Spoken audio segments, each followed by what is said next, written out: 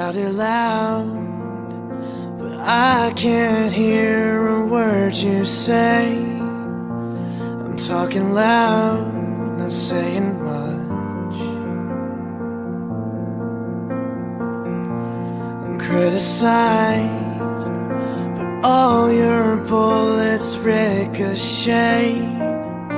You shoot me down, but I get up.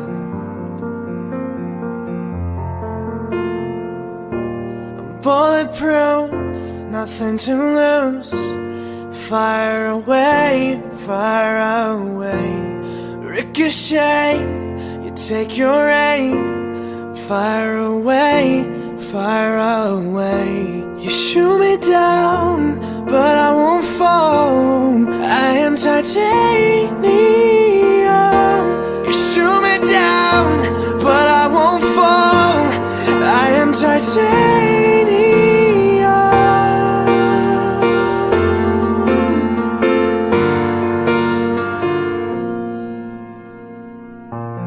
Cut me down, but it's you who have further to fall. Ghost town and haunted love. Raise your voice. Sticks and stones may break my bones. Talking loud, not saying much.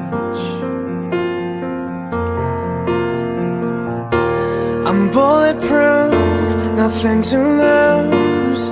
Fire away, fire away. Ricochet, you take your aim. Fire away, fire away. You shoot me down, but I won't fall. I am titanium. You shoot me down, but I won't fall. I am titanium.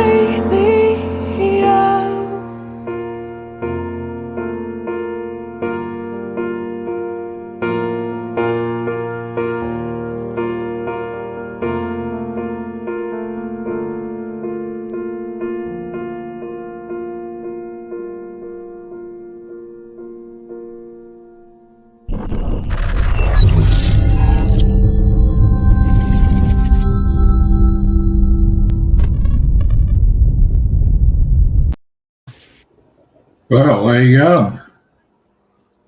G'day, fellas. Actually did it without screwing it up. There you go, Jono. How are we?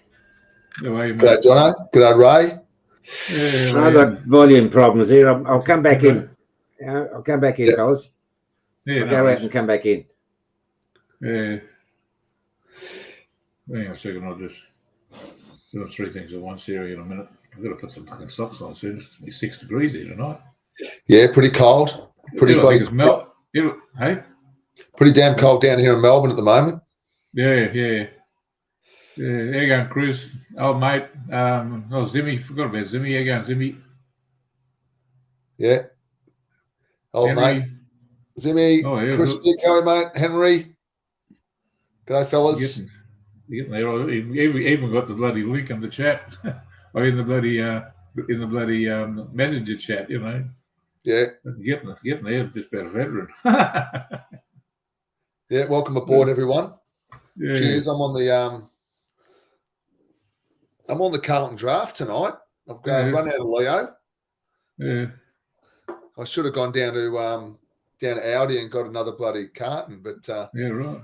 I run out of time, so I've got to. There you go, Frosty. Frosty's birthday today. Yeah, Frosty's birthday today. Oh, yeah. There you go, Pumpooey. Yeah, happy birthday, Frosty. Pumpooey, how are you, mate? Hope you're well. Do some foods. He's doing over here in a minute. He's sorting himself out. Yeah, there's a little bit of drama over there, Jim, isn't there, in Sri Lanka? I've been watching the news. Yeah, I saw that. Like the second, well, you know, Kyrgios is the main story, you know. Yeah, right. He's the most important person at the moment. But the second story on the chat Hello. Was Sri Lanka. Yeah, there you go, John. Can you hear us? How you going there, Jono, with the volume, mate? Can you No hear good? us? No, I think he's he's, back out I think he's again. having troubles hearing us. Yeah. He'll sort it out. He's pretty smart with computers. Yeah, No, it's well, I not saw that on the news. I'm sorry. Yeah, it's not looking good over there. It's it could be heading out for like a civil war kind of thing. It's Yeah.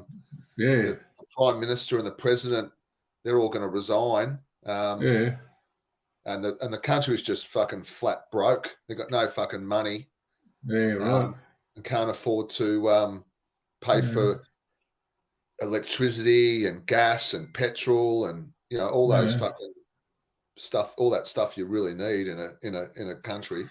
Yeah, right. All the infrastructure's nagging. Yeah, they took over the Prime Minister's house. Yeah, I saw that. He resigned and did the boogaloo on the way out. Yeah, they're all swimming in his fucking pool. Yeah. I saw something on that. I didn't watch too much of it. I've been a bit busy, just bloody. There you go, Beans. G'day, Beans. Mossy, Jim, Collis. Mossy, g'day, mate. Yeah, so it's not looking good over there, and I think I've said before, I got out at a pretty good time back in the start of Feb.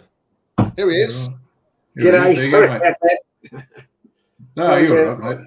Might help if I switch the volume on, I reckon. Yeah.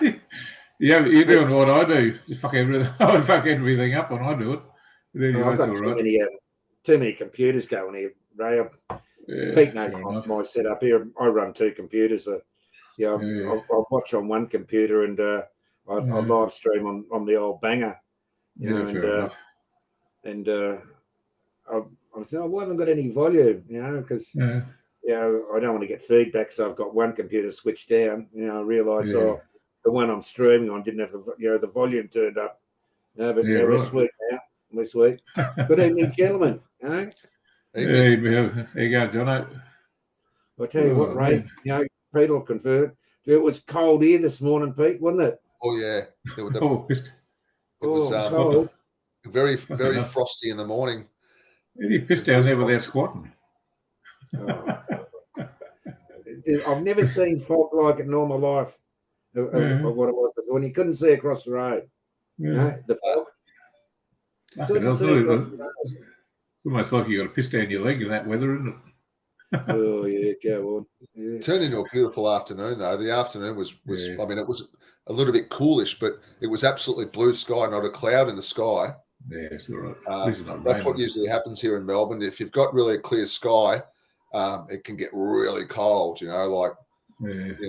If it's a bit more cloudy, it doesn't get as cold. But with the clear skies in Melbourne, it can really turn on the fucking cold. Oh yeah, fucking Sydney girls. It's still raining there. Yeah, well, I think so. Yeah, they've had some shit weather up there this year. I didn't know. I was watching the news and I didn't hear much about it. They're too busy rattling on about that bloody tennis player that he's facing assault charges.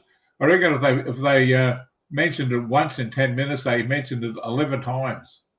Everything he was going to go out and do, he's supposed to be going into some bloody, he's bloody. Who's that dude he's going to play next? I don't know. But anyway, he's playing Djokovic tonight, isn't he? Yeah, well, twice when they were explaining about that, I think they come back twice saying he's got when he gets back to Sydney, he's got to face bloody or Melbourne or whatever, he's got to face bloody assault charges against his ex-wife and yada yada. He's playing tonight in the final. Yeah, he is. He is. He's in the final. What's his name? Kyrgios. Yeah, Kyrgios. What's that? Greek or something? Is it Greek? Yeah.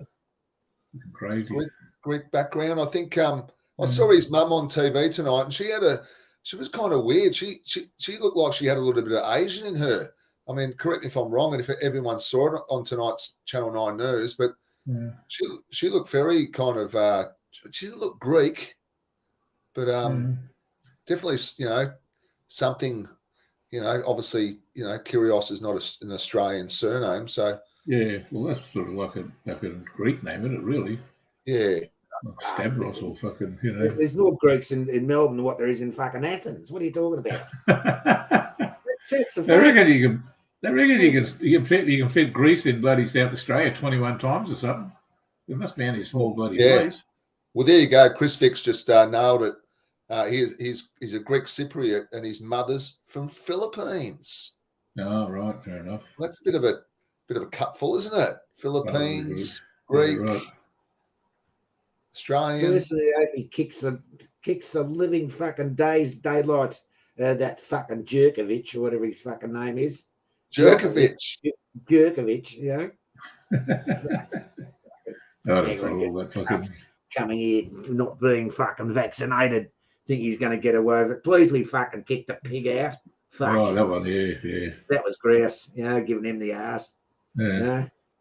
And the Aussies won the men's last night. You know, the Aussies, they won the doubles. You know, haven't heard cracked a mention in the press about that.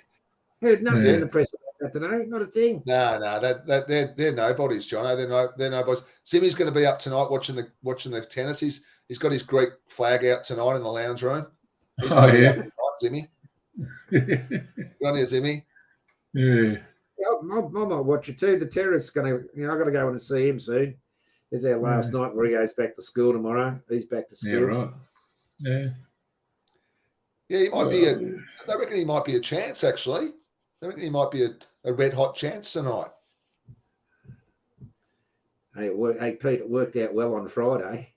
You know, we sort of discussed whether he should come over or not.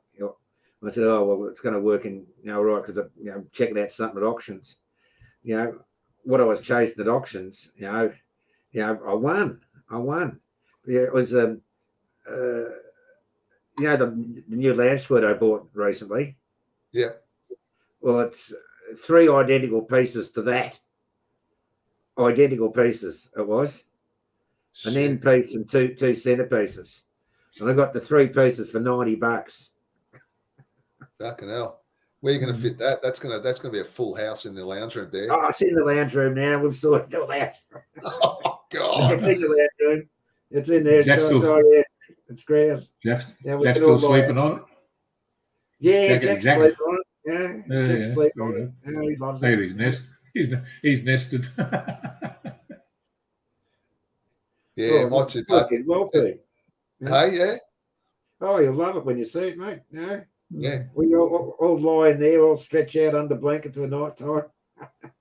It's like 3 big double beds in the lounge room now. Oh, yeah. They'll be sprawled out as much as trying to cover as much real estate as possible. Yeah. So, gotta get on my feet. So you've got a little bit of COVID getting around at the moment. A little bit of COVID, and we probably really can't talk, without bringing that word up, but we will bring it up. COVID. I'll just quickly. My missus has got over COVID. She's negative. Yeah. She's now negative. She's back to work tomorrow, and my daughter's gone positive. Yeah. I saw your missus yesterday. Yeah. I said g'day to her. She didn't recognise me. She didn't recognise you because you weren't in your bloody suit, with your tie on and stuff. Yeah, she said the eyes over there. She just walked away. I see ya. Just went straight over the eye.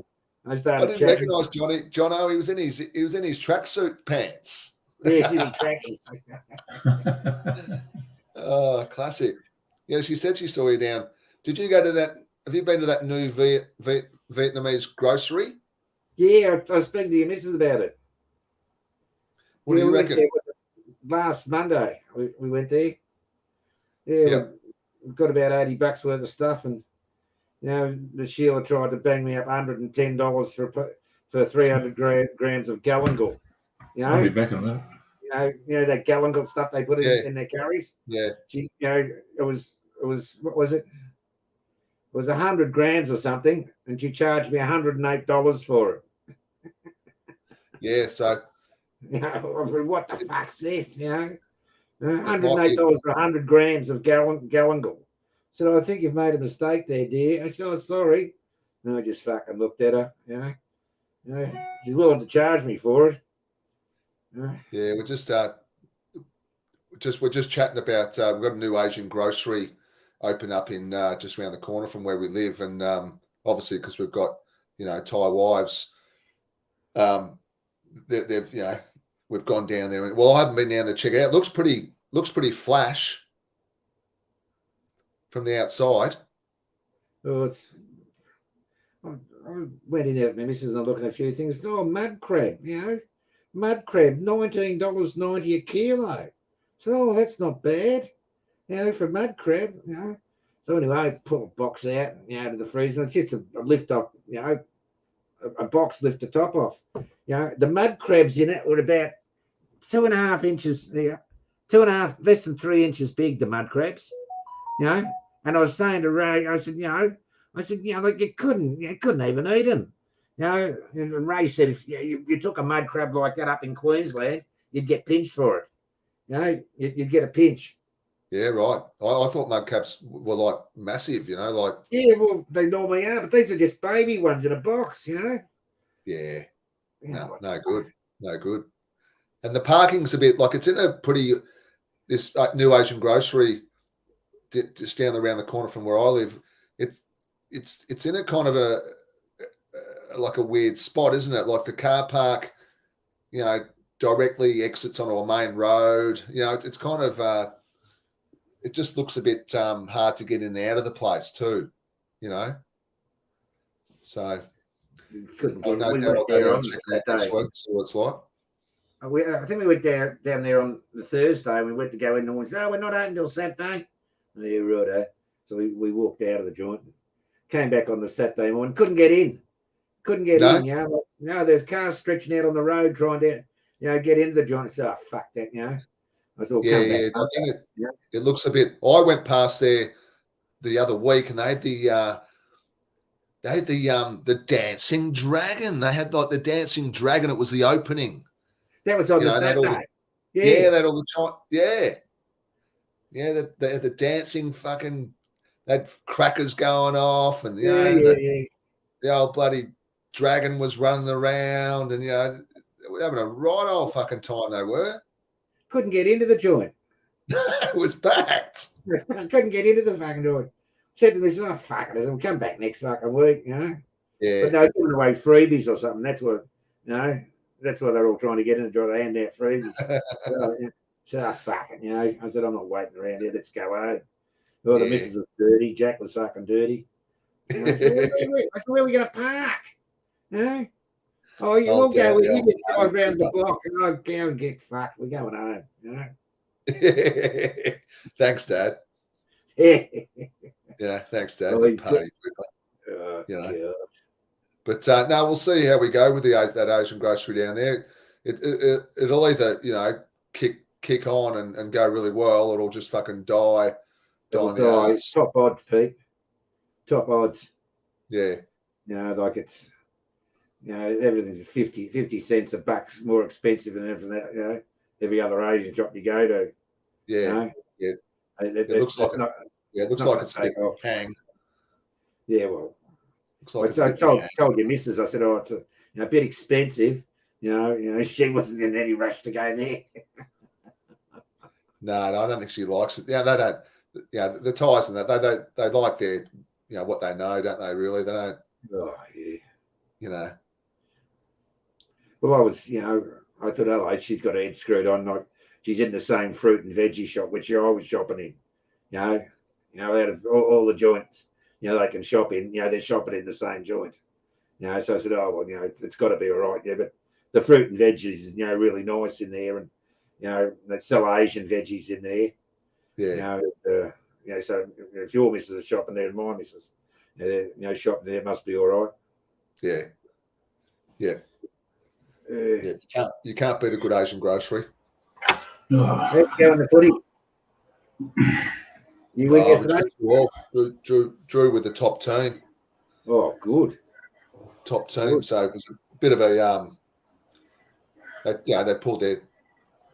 pulled their match day game on, and they kind of really dug deep and they got a result. So it wasn't a bad day. It's always better when it's always good when you don't lose. So you reckon you're going to be staying up to watch Kyrgios tonight, Jono? Well, I woke up last night and I watched the end of it. I don't know what time it was. I wake up a couple of times during the night, switch the TV on and leave it on till I pass out, and then wake up again. And normally get up about 5 o'clock in the morning. I'm out here. I thought that was only me doing that stuff. No, I used to, when I worked, I was up at 5:10 every fucking morning. And I thought, when I retire, I'm just going to fucking sleep in. Good luck with that. Yeah, good luck with fucking that. I still haven't been able to sleep in. Yeah, your body clock gets fucking set. You do it for a lifetime. It takes a long time to shake it. Exactly, Ray. Exactly. But, to me, waking up that time, it's best part of the day. It's very peaceful. It's not banging in the household, and none of the bang bang bang of the mortise and pestle in the kitchen, and the washing machine's not on, and no doors slamming, or there's no Thai music in the background, and no Thai news on. No Thai movies on, and the radio. No screaming in the back garden, and none of her screaming on the iPad to her family all over the world. Fair enough. So it's very peaceful until about 7:30, 8 o'clock when she gets up, and then the rest of the day just turns to fucking shit. Everything else is in tight for the rest of the day. Yeah, fair enough. Pete stuff is the same shit. It's a wonder how it's actually funny how you get used to it. You do actually get used to it. It's just every time my missus is in the kitchen, which is a lot, because they love cooking, but she's always got that Thai radio on. They're talking about the news in Thailand, or she's always got an ear to the ear to the news over there. It's me she goes out fucking hanging the clothes on the line. She's got the iPad, like the iPad. There's our mate. G'day, Joe. There you go, Joe. How are you, me mate? Testing. 1, 2, 2, 2. Loud and clear, mate. Loud and clear. How are you all? Very good. Not too bad, how are you? Very good. Yeah, good. Bit cold there, mate. Bit fucking cold. Fucking bit cold, all right. Yeah, a bit cold here too. Okay. He's got the beer set again. What's it going to be there tonight, Jono? Oh, it's fucking. What's going to get down to 3 degrees or something tonight? Yeah, you're going to be 5 here or some bloody thing. Almost 67, and I've never seen fog in all my life like what it was like this morning here. Yeah. Couldn't see across the road. Fucking. It's all right. You laugh. Go on. It's fucking freezing too. It was. G'day, Kanga. G'day, Zimmy, Shano, Beans, everyone in the chat, and happy birthday, Frosty. Yeah, birthday boy today. Happy birthday, Frosty. Happy birthday. Djokovic get his ass fucking kicked tonight. Fucking Croatian cunt. Fucking. It'd be interesting to see how it goes, but I won't be watching it. I'll give you the tip. I'll just see what the result is tomorrow. I can't watch tennis too much. I can't watch it at all. Well, they go on for hours, don't they? Some games can go on for 5 sets. It's really boring. Yeah, but they're the good ones. The ones that do, go on for a while. They're the ones I find that are worth watching. Yeah. Oh, fair enough. You couldn't have got closer last night. Watching the doubles. Oh, it was 7-6, 6-7, 6-4, 4-6, and then 7-6. And Australia won it. It was no great difference. It was only until last, until it got to the tiebreaker. I think Australia got 10 points to their 2. And that was the largest break of the night. G'day, Banksy. Thanks for joining. G'day, Banksy. G'day, Banksy. Yeah, I haven't really been watching the tennis. Well, it's not easily available here, I guess. That'd be one of the reasons. But the shit that's going on in Sri Lanka and and in Europe is the shit I've been watching. Isn't Oh, that yeah. full on? Yeah. That's The shit's going on They- in Japan. yeah, the shooting in Japan. It's all happening. But those those Dutch farmers have got the right idea. Spraying shit all over the government buildings. Yeah, I say he's not real popular, that dude. You see the Bangkok right? today, I think it was, it said because of the assassination of Prime Minister, what's his name, Mori or whatever his fucking name was, the Thais are going to increase their security, for their government officials. Well, that a lot of the Thai posts on social media were along the lines of, someone get that cunt's name. He hasn't. We got a job for him.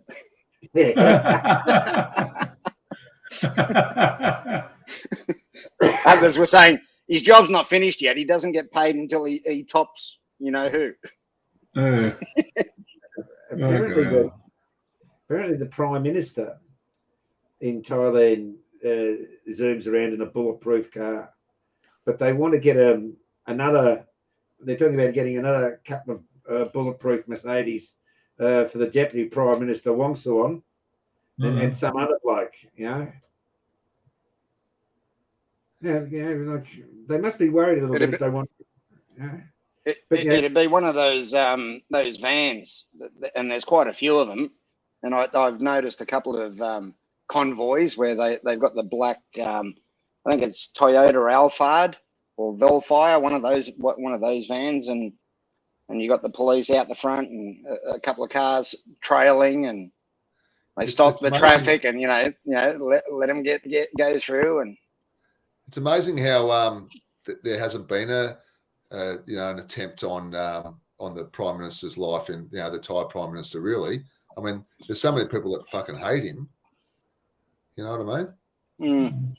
So, but, do you remember in the old days, Pete, in Sukhumvit Road or something, before they put the Sky Rail, BTS, down the Sukhumvit Road, often you'd be there in Thailand and they'd close down the whole street and they'd stop all the traffic because the king was coming down the street. I've seen that. You've seen that? Stop all the traffic. Clear the whole fucking street. Just for clear the whole street, close it down, and the king had come through hitting about 120, 120, 120 kilometres an hour. Yeah, shut down Bangkok because the king was going out for the day. Yeah, he's going down and put his money on at the TAB or something, Yeah, I've seen that actually. Yeah, fucking shut all the Sukhumvit Road down. I thought, what the fuck's going on here? The clubbers everywhere. Next minute, fucking flying through. But I bet there's 7 or 8 cars. I suppose they're all security and all the hanger-ons and all the fucking whatever's. Yeah, motorbikes first, then cars, and you don't know which one, which ones they're in what. Yeah. Well, it's probably fucking crazy. Seen that for a while. They reckon that. Correct me if I'm wrong. You probably would know better than me. The governor of the Bangkok governor. Apparently, he's a pretty good dude. The new one. Yeah, the new one. Yeah. Apparently, he's real friendly and he gets out and talks to all the people and really connects with the people in Bangkok, and he's not one of those stuck up fucking other typical fucking. There's a bit of jealousy there between him and the PM at the moment. Okay, righto. Because of the popularity thing. Yeah. My missus was going on about him, how good he is, and she showed me something was going on. He was out fucking, giving food away or something like that, or eating with the homeless or whatever. But she rates him highly. So.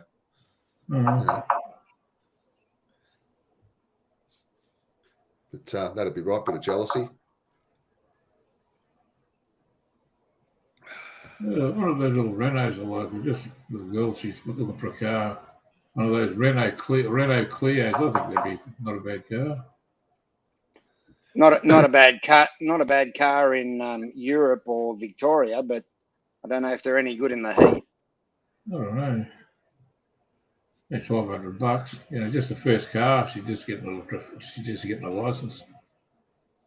Wouldn't want to work on 6-bit automatics. You can nearly got to take a bloody mortgage out to fucking rebuild them. But anyway. Yeah, Banksy reckons it's 23 in the UK and it's a heat wave, they call it over there. 23 degrees. G'day, Balding. G'day, Mr. Welcome. Balding. How are you? Yeah, Mr. Balding. What, you see what the latest thing is on a ration at the supermarkets? No. Boxes of tissues. No. Here we go again. You know, boxes of fucking tissues at the supermarket. They're orange. You know, the missus went to get, you know, sure, we need tissues. Yeah, no worries. You know, she could only get 2 boxes. She was fucking spewing. You know, she only get 2 boxes of tissues. So she made up with it on 2 fucking jumbo packs of toilet paper. You know? Uh-huh. You know, guys use toilet paper, you know, on the tables as opposed to, you know, tissues sometimes. You know, you get the pretty little, you know, toilet roll cover and you pull it out the centre instead of tissues. Like a tea cozy sort of setup. Tissues here, it's hard to actually buy single boxes. You'll have half the aisle full of, you know, tissues, and they're all in, you know, 3 and 4 packs. So you get 3, 4, you buy in bulk, and it's you don't have much of a choice when it comes to a single box if you only wanted to buy a single box. Yeah. Yeah, I know those. They use the bog rolls, don't they, John? There's a lot of restaurants you go to in Thailand, and they've got those. Well, at least they've got something, you know. I hate that getting to restaurants and they haven't got any fucking serviettes and all that kind of stuff, you know. And you know, some ones you go to and they cut them out. They're about that big. Yeah.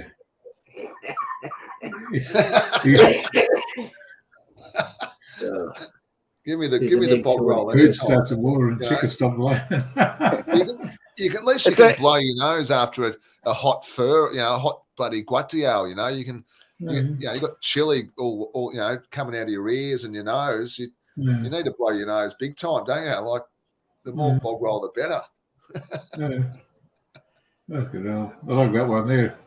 There's a egg shortage in Western Australia. And Putin starts a war and all the chickens stop laying. It's got to be Putin's fault, surely. Everything else is. It's got to be Putin. I was watching that fucking idiot in America dribbling away. Everything's either bloody Putin's fault or bloody the petrol prices. It was first it's either Trump, Putin. Now it's the bloody the petrol station owners' fault because they're taking too big a cut out of it.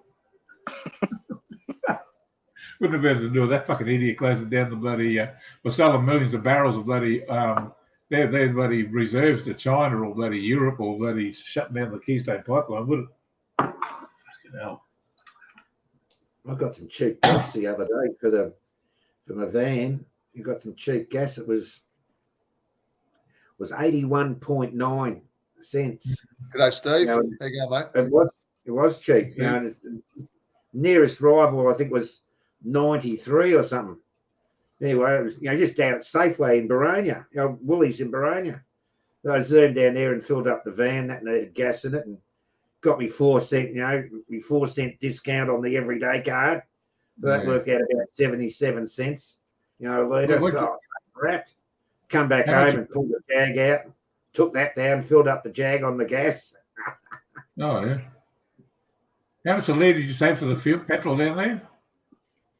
Well, this is gas. The LPG was LPG, 1.9. Petrol's about 2.25. Yeah, right. Yeah, well, I got some petrol this morning for about $1.90 here. Our petrol prices are on the way down here. Yeah. What are they over there, Joe? They're at 40. What are they this morning? Petrol. Oh, it tells you in the Bangkok Post. Hey? Yeah, a little bit less than here anyway. 40. Around 40 baht. Oh, Yeah, right. Fuck, that's It's all been right. been dropping the last few days. Oh, that's all right. That's pretty good.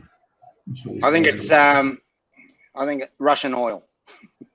God, that fucking bugs me. Joking. Fucking joke. I've been speaking to Steve Morris, who's on the chat there on the speaking to him this week. He headed down to Camp Pot in Cambodia last weekend. He went down there for he more or less, I think he went down there to buy the pepper, which Camp Pot's very famous for. Believe it or not, some people obviously love their pepper, and if you do, Camp Pot's one of the best places in the world. Apparently, the fertilization of the soil is really good out down there. Apparently, Steve was telling me, but he was down there for a few days, and he gave me because I'm going over there in November. So he sent me a little bit of an update on how the place is going and what to expect, and some good places to eat and drink and stay. So really appreciate that, Steve. Thanks for all your fucking input, mate. Really appreciate it. Going to use a lot of that information when I go down there. Looking forward to it. Camp Pot in southern. Zimmy's going to be here in a couple of weeks, I believe. Yeah. I think he is heading over, isn't he? I'm going to send him a message too because I was down at Vickers the other day. I forgot about getting a couple of t-shirts for you. That's a bit of take them over for you. Oh yeah, no, I've sorted that out with Zimmy. Yeah, that's all good. No, I was going to see if I can get you a couple of bloody Team Ravens. Oh, yeah. I'll see what happens. I'll have a chat to him, see if he wants to do whatever. I'll see if I can get some. Yeah. I'll get out. He goes into fucking hospital again on Wednesday for another operation for Barson. That'll be number 26. The real Mr. Nobody. How you feeling, mate? There he is. Yeah, Tim. Hey, Tim. Timmy, how, mate? I think he's on the mend. He's had COVID recently too himself, the poor bugger. Yeah, bottle rum. I was telling him before, a coffee bottle rum and a handful of Aspros fix anything up here. Yeah. Bottle of Bundaberg. Yeah, coffee bottle, little one, medium size. Just go, should be right. Takes the edge off everything. A bit like that major pain, you get hurt, he just gets older, you fix that, take that pain away from that sore foot, he'll just break your finger. Same principle. I haven't seen it years. I used to have that cough medicine. I think it was called Benadryl. Yeah. Benadryl Expectorant or something. Oh, it's fucking beautiful, that stuff. You drink it like fucking liqueurs. It's fucking grass. You'd run out of liqueurs or something, or run out of alcohol. You'd get into the fucking Benadryl. That'd give you a bit of a buzz for the fucking night. Yeah, beautiful. Yeah. With a few beers. Guzzle that cough syrup. The old girls used to get hooked on it because it was alcoholic. Yeah, it's grass. And the Beck's powders eat their fucking kidney, liver, their fucking kidney. Oh, it's liver or kidney? Kidney, wasn't it? Beck's powders, yeah, Beck's at Vincent's. Jesus.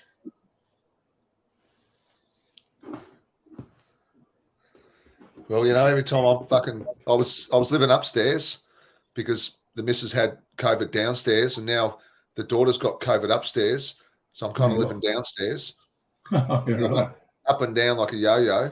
Yeah. So, but she's the daughter's it's got very, very, the symptoms are not much at all, Yeah. Mr. Nobody, he had that. Mr. Yeah. Is this the second time she's had it, Pete? Yeah. She had it at Christmas. Oh, poor bugger. Had it like New Year. I think it kind of hit Melbourne like New Year. Everyone was, partying and going out and all that kind of stuff. Look, if you're a social person, like kids are, like my daughter's 21 and she goes out and has a good, like any other 21-year-old. So they're going to probably be a bit more, they're going to probably pick it up quicker than anyone else. But that's, what do? You don't change your life because of nobody's comment there. He hadn't had a drink in a week. That's probably what's wrong with him at the moment. He's probably body's going through withdrawals. Yeah. It is what it is. So I'm not changing my life because of COVID. I still do what what I used to do. You know. Yeah. So Mr. Corliss just said, they're all on the CBD marijuana in Thailand for the pain. I think I heard someone on YouTube this morning. I just sort of half-pied listening in the background. I was doing something here, and they're saying all up and down Circlevent. Every time you move, there's some Isan kid, rushing up to you saying you want to buy, marijuana, and you buy it by the brickload, buy 2 or 3 kilo. Lots they want to sell it to you. So the kids all up and down Circlevent Road trying to sell you dope. Yeah, can't see there's still somehow. There's still miscommunication about the legality of it, isn't there? Over there, I think I was watching Johnny's a vlog he put up just recently. I think it was this morning or something, and he was vlogging some Thai guy selling joints in the street in Hua Hin. Did you see that one, Joe? Yeah, I did. But the government have come out and said that it is illegal and they will prosecute. So, it's, there's no prostitution in Thailand. So, no, there's none of that either. What else can I tell you? Exactly. Yeah. Exactly. Well, they went there and had a look, they come to the conclusion, didn't they? Yeah, Mossy's got a whack of it too. You've got a whack of the COVID. You take care, Mossy. He's a good fellow of ours. Yeah. I was sort of half waiting for bloody, windmill get raided, and then you see fucking Zimmy in handcuffs on the fucking floor. A bunch of cops standing around pointing at him, getting selfie shots. That would have been hilarious. So the real Mr. Nobody said they're required to isolate till Thursday. Mrs. has it as well. Tuesday for her. Required to isolate. Are you required to isolate from your partners and your family? Is that the case? Is that why you were living upstairs and your missus was downstairs, Pete? No, that was just taking some precautions. That's all, really. No. I bet you wish you had COVID all the time, do you?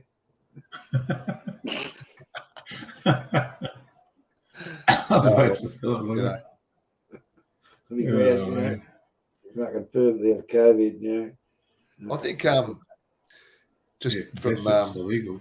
I think Kanga's missus come down with COVID as well. Yeah, I heard. My missus was communicating with Kanga's missus, and I think she had a fucking spot of COVID as well this week. So yeah. Death sentence is illegal. All the years they bloody crucified the bloody even the thought of dope. Now they want to fucking legalise and be the dealer. Oh yeah, didn't they? They used to.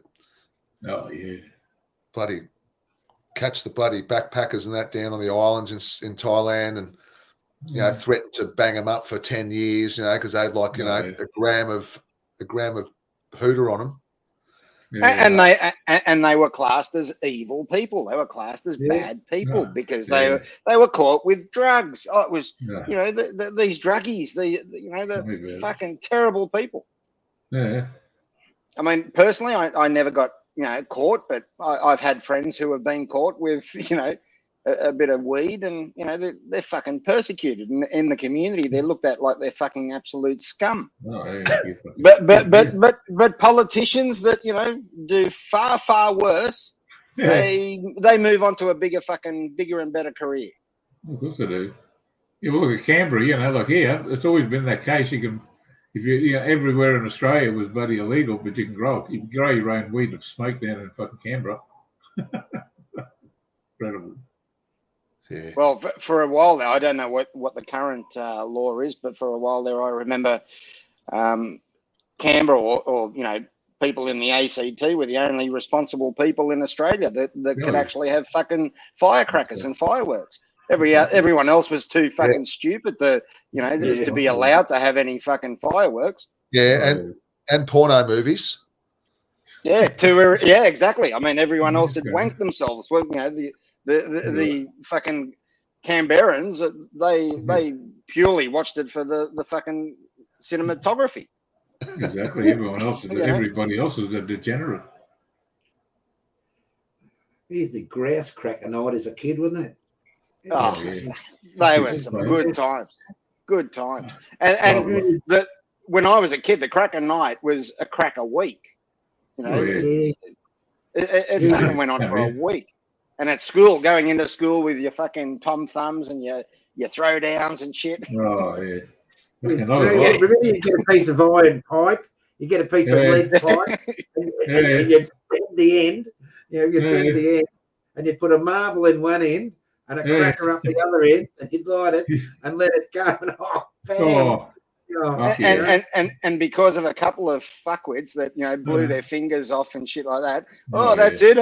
We've got to protect the rest of the community. Ban it. Oh yeah, you got that big fucking penny bungers, and they were about an inch around. They were pretty. Good. You whack a few of those together. We used to fucking chuck them around in the picture.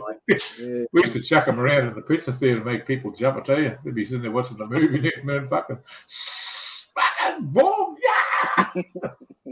Can you still buy them in the? I remember you could buy them like the equivalent to 7-Elevens over in Thailand. I remember like down in Koh Samui, you just go into the, the grocery or the food shop or whatever, the grog shop, and you'd buy fireworks all the time. Can you still buy fireworks in Thailand? I haven't been looking for them, but I have come across them. Yeah. I have seen them, in markets. From again, I wasn't looking for them, but I did notice them, and well, okay. Yeah, I was fucking watching the thing the other night, bloody on TV, and they were doing a thing like a year ago over, I think it was Los Angeles, and because Gavin Newsom, but it was his name, the bloody the governor there, he outlawed bloody fireworks on the 4th of July, but you get a big fine for if you get caught bloody letting them off, and they're flying over Los Angeles in a helicopter, you just see the place. It was just fucking things flying everywhere. It was a fucking beauty. Yeah, Banksy's saying you can get them all year long. Yeah, right. Oh, yeah. Well, they're good fun. I think when we go. I like the ones that get banged, not the fucking fun, not the fizzy ones, they get fly up in the air. Yeah, the ones that get the cane toads to shove down their throat and light them up and watch them take off and fucking blow to pieces. Stick them in someone's back pocket and watch them jump. Fucking funny. Let's get a bourbon. I think we got to settle down. I had Thai green curry for dinner. She was a bit spicy. I didn't know whether it was going to stay there or come out both ends. No, it's all right. It's got to be spicy. Yeah.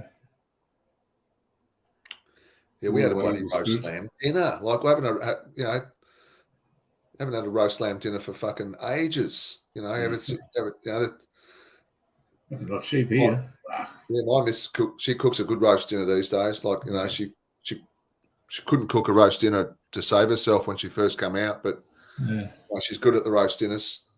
I'd make it. You get a roast lamb, and I used to love the bloody Yo-Yo. She used to do it like make it. Oh yeah, her idea of Yorkshire pudding was just get some self-raising flour, a bit of milk, and an egg, and a bit of salt, and you mix it all up and make a little bloody thing, and then you throw it in the. You cook the bloody you cook the roast on a little grill thing, in the bacon tray in the oven, and you got the juices underneath.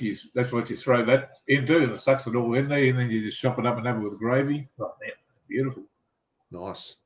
Yeah. Lamb here at the moment, half decent sized piece of lamb is about $30. Yeah. Cheap. Yeah, no, it's fucking expensive. Expensive lamb. They don't eat lamb in Thailand, do they? Not so much. No, not many sheep in Thailand. No, I don't think I've seen one. Well, closest thing to lamb would be goat, wouldn't it? Yeah. Yeah, true. True. I mean, you don't see much cattle over there, really, do you? Like, we do, but they're bloody skin and bone. A lot of them. Yeah. Like these fat fuckers we've got over here.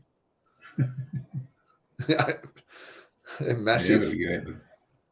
We've got to get out the bed a little bit more. I'm getting the curry up here from a terrorist. He wants me to go in. I'll go in shortly, gentlemen. Yeah, all right. Yeah, mate. Bloody went and got a bunch of pellets today. I want to make platforms and I want to run the rest of that bloody caravan down the top half of it, and I can't get up there. I'm not getting on fucking ladder. I've got a bad relationship with them, so I'm just going to get a couple of pellets and cut them in half and just stack them on top of each other. That'll do. I'll just get up on top of that and something nice and secure. Get some paint on the bloody thing and stop whinging about it. Yeah, you haven't got access to any bamboo scaffolding? Oh, yeah. You see some of those bloody big high-rise buildings, they use the bamboo scaffold. Bamboo. Yeah, they tie a couple of fucking lengths of bamboo, that'll do. Oh, yeah, you'll be right. They fucking sways around a little bit in the breeze, but just as long as they anchor it onto the bloody side of the building, you're right. My missus used to work on those construction sites. When she was young, and I said some of those buildings are 30, 40 stories high. I said, what sort of safety precautions did you have? She said, oh, you get a safety belt, if you're there early enough. I said, what do you mean if you're there early enough? And she said, oh, well, if you get there early, about an hour before everyone else, you can use a safety belt, and they'll give you a safety belt to wear when you're up 30, 40 stories high. I said, well, what happens if you're running late? She said, oh, you just use your sarong. She said, you just tie your sarong around around your waist, and you tie that onto a bit of bamboo. She said, that'll hold you. I said, you're fucking kidding.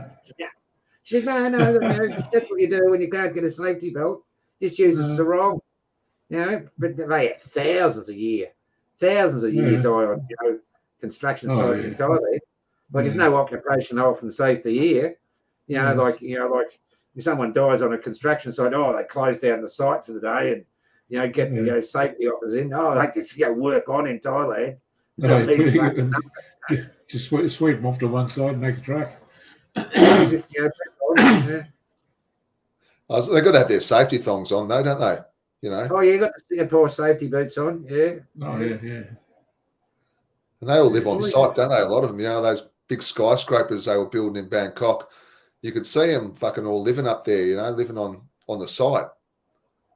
They'd be like a fucking tent fucking city on every fucking level. Yeah, I said to her, what happens if you want to go for a piss? I said, well, you got to climb downstairs. She said, no, you just piss into a bucket in the corner of the floor. There's a bucket there. She all piss and shit in the same bucket. So no toilet facilities. Like I said, how much you get paid for that? Go on a good day, you get all 300 baht a day. I said, top money. Makes you wouldn't want to be working under that bucket that'll level down, would you? Someone kicks it over. Just grab another drink. Yeah, no worries. 12-hour shifts, mind you, Ray. Oh, yeah, I believe it. They earn the money over there. They work hard. Not too right. Yeah, Burmese and bloody, that's what I had. Burmese and bloody Laotian bloody workers. When I was there, first time I went over there, I was looking everywhere trying to find a panel beater or an upholsterer to bring back. Couldn't find anyone. Nobody wanted to work over there. Everyone kept saying us to go to Laos or bloody Burma. Yeah.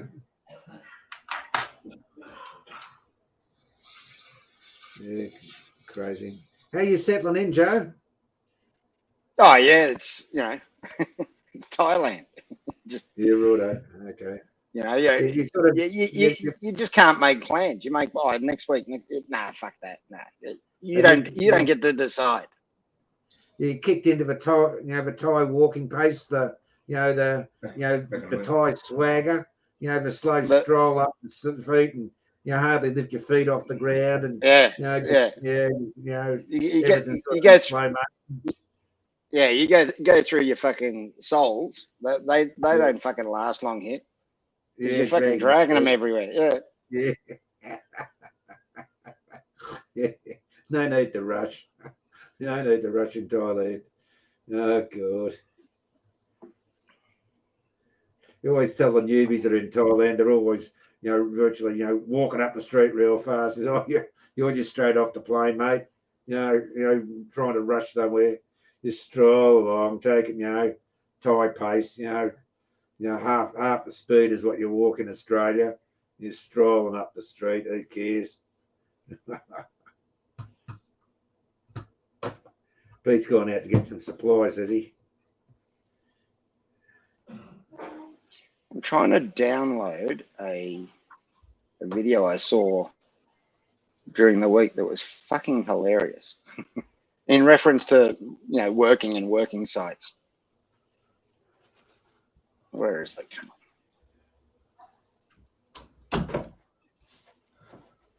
I think I got it. Maybe.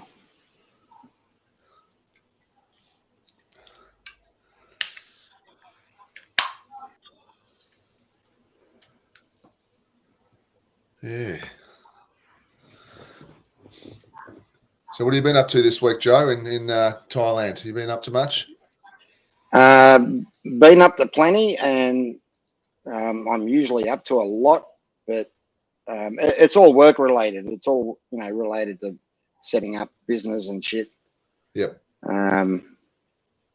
Which, I will tell you guys eventually, but for the moment, yep, it's not something I really want to put out there. Fair enough. But starting up a business, I guess, in any country is a bit of an exercise, but things tend to work a little bit slower here in Thailand. Yeah. Stamp collection, Mossy? No, I haven't. I haven't been purchasing a lot of stamps.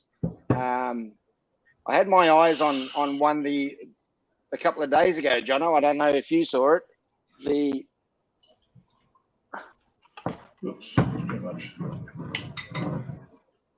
Oh yes, Rama 5. Did you get this?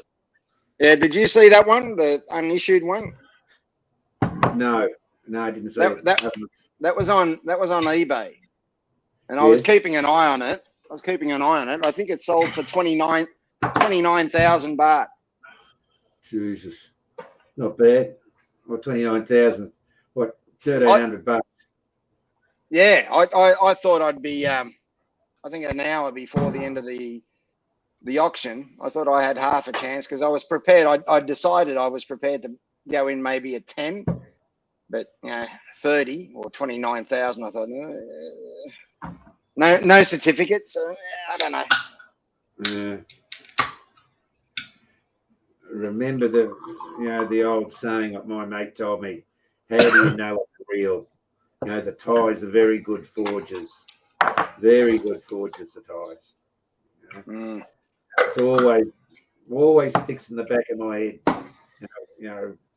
with Thai stamps. Like you can get the Rama 5s, the one Teakles, the one Teakle stamp, and you can go and buy your own rubber stamp. You can make it up yourself, and you put the red rubber Teakle. The one, what is it? One Salot. The one Salot. No, it's one Teakle on the blue ones you're talking about. Yeah, but the stamp was actually one Salot, wasn't it? They upped the ante. No, the one Teakle. Hang on. Where are you? I've lost you. Hang on. StreamYard. They revalued it. Yeah, the top blue ones. Oh. And then they put the red. Yeah, that's right. Those ones there. They upped the ante on them. Yeah. So, wait, they went to Salot after that. Is that what you're saying? They were Salot and they went up to Teakles. Yeah. Right.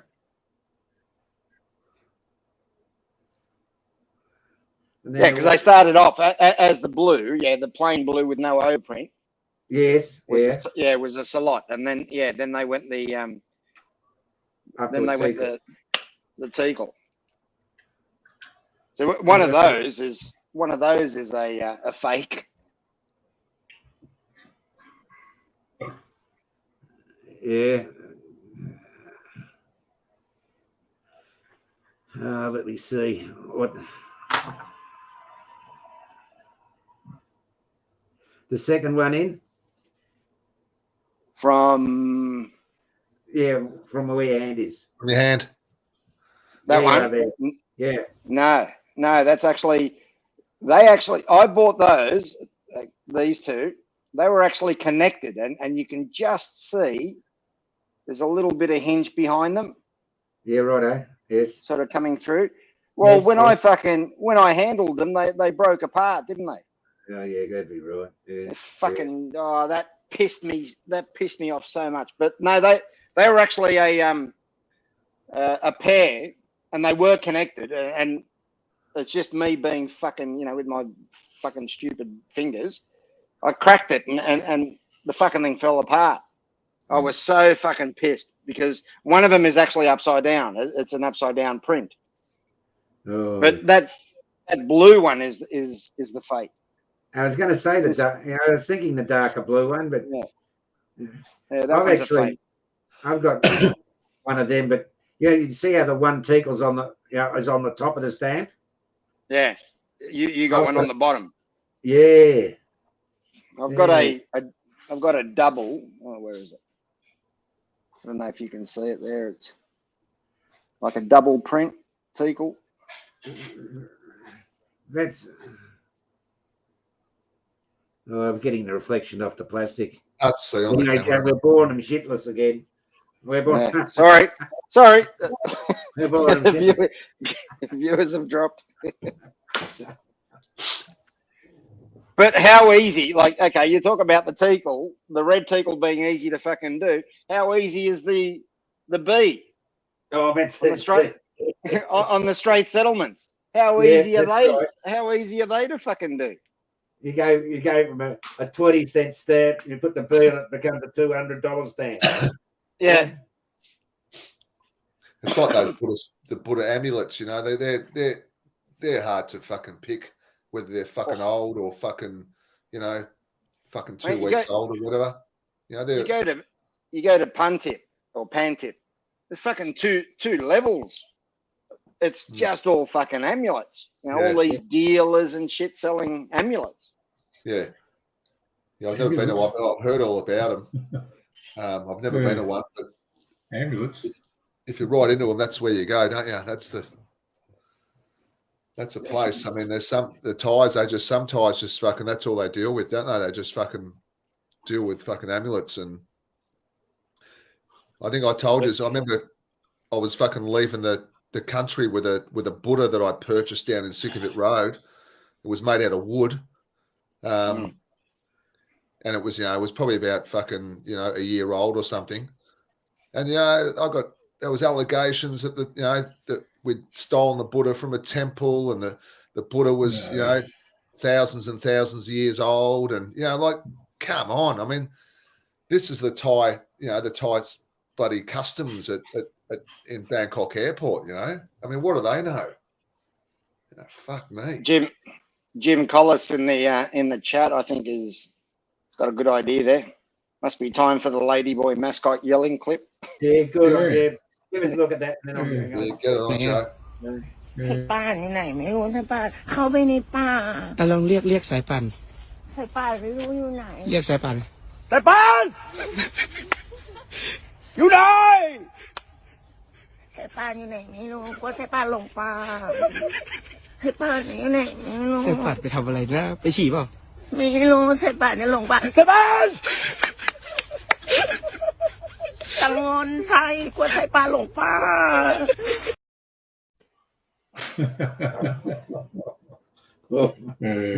Hacking around to make your mum. Oh, Christ. Well, on that note, gentlemen, I'm out of here. Johnny. Good to see you, Johnny. Must catch up soon. Catch you soon. Yeah, definitely. See you, Johnny. See you, mate. Have a good day, Johnny. Thanks, guys. My two. Did you know UK stamps have QR codes on them now to stop forgery, and you can add a video message for the recipients to scan on a receipt? That's a fucking good idea. Good idea. But as long as they keep them as stamps for us stamp collectors, that's the way forward. As long as they steer clear of this fucking barcode. It's not really a stamp. Many postage services are now using them, where you go in, you pay the fucking fee, they spit out a half fucking thing like this that sort of sticks onto the parcel, but it's not really a stamp. So yeah, I hope they don't stop making stamps. And if they've got a QR code on them, that's nothing wrong with that, as long as they're still a stamp. Oh yeah, there's something the other day about bloody internet in England. Everything, every sentence anybody ever does is kept for a certain amount of time. So in case they need to go back and check it all out, the government. Okay. Sort of thing. I didn't know about that, but he was on the news. I thought, oh, yeah, that'd be interesting. I'm on the Canadian clubs now that got a few of them left. Oh, yeah. Very sweet. Yeah, G'day, Saul. Good. Very sweet. Yeah, Saul. Okay, Saul, mate. How you going? Yeah, someone was trolling him on here earlier. I blocked them, so obviously they were it was a fake. Yeah, you're right, mate. I believe you. Yeah, that's Mr. Balding. That's correct, but it's wrong spelling. But yeah, you're right.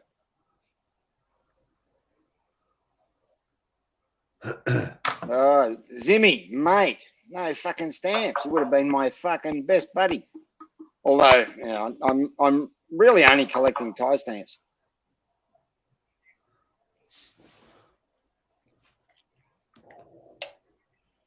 Frosty's on the Stella.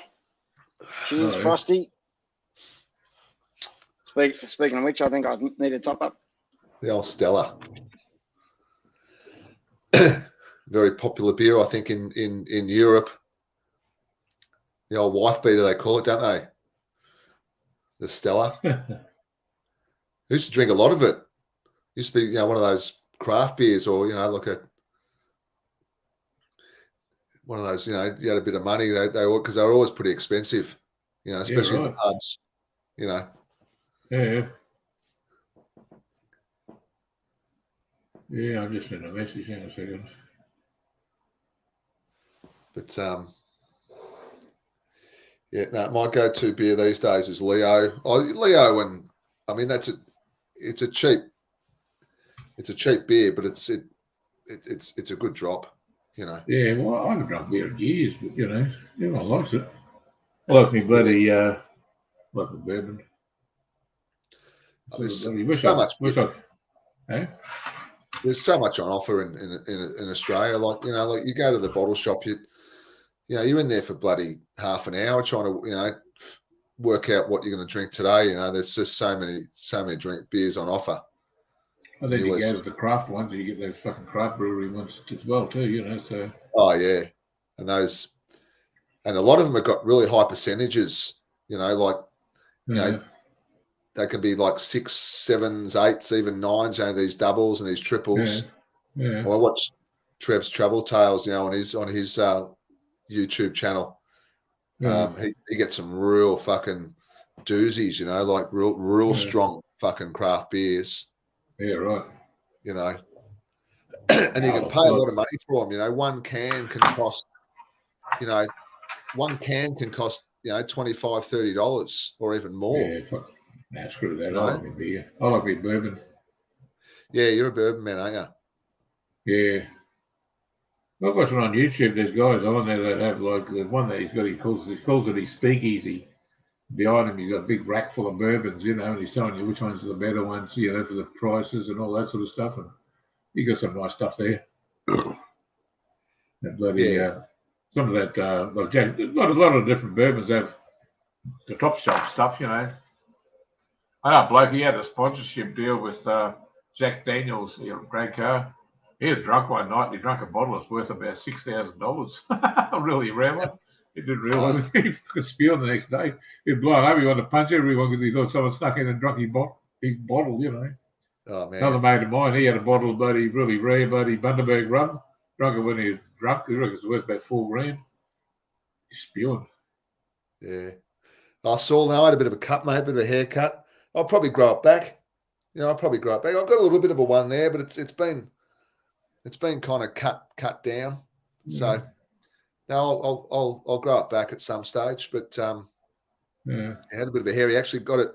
It went a bit too short, I think. I didn't really mean to get rid of it altogether, but no, I'll grow it back, mate. Yeah. Grow it back. yeah, I can't drink these beers that are over 5%. You know, the 6, 7, 8%. They're just too strong. Mm. You know, they can fucking give you a bit of a fucking hangover too. You know. Yeah. Like with a lot of bourbon and a rum.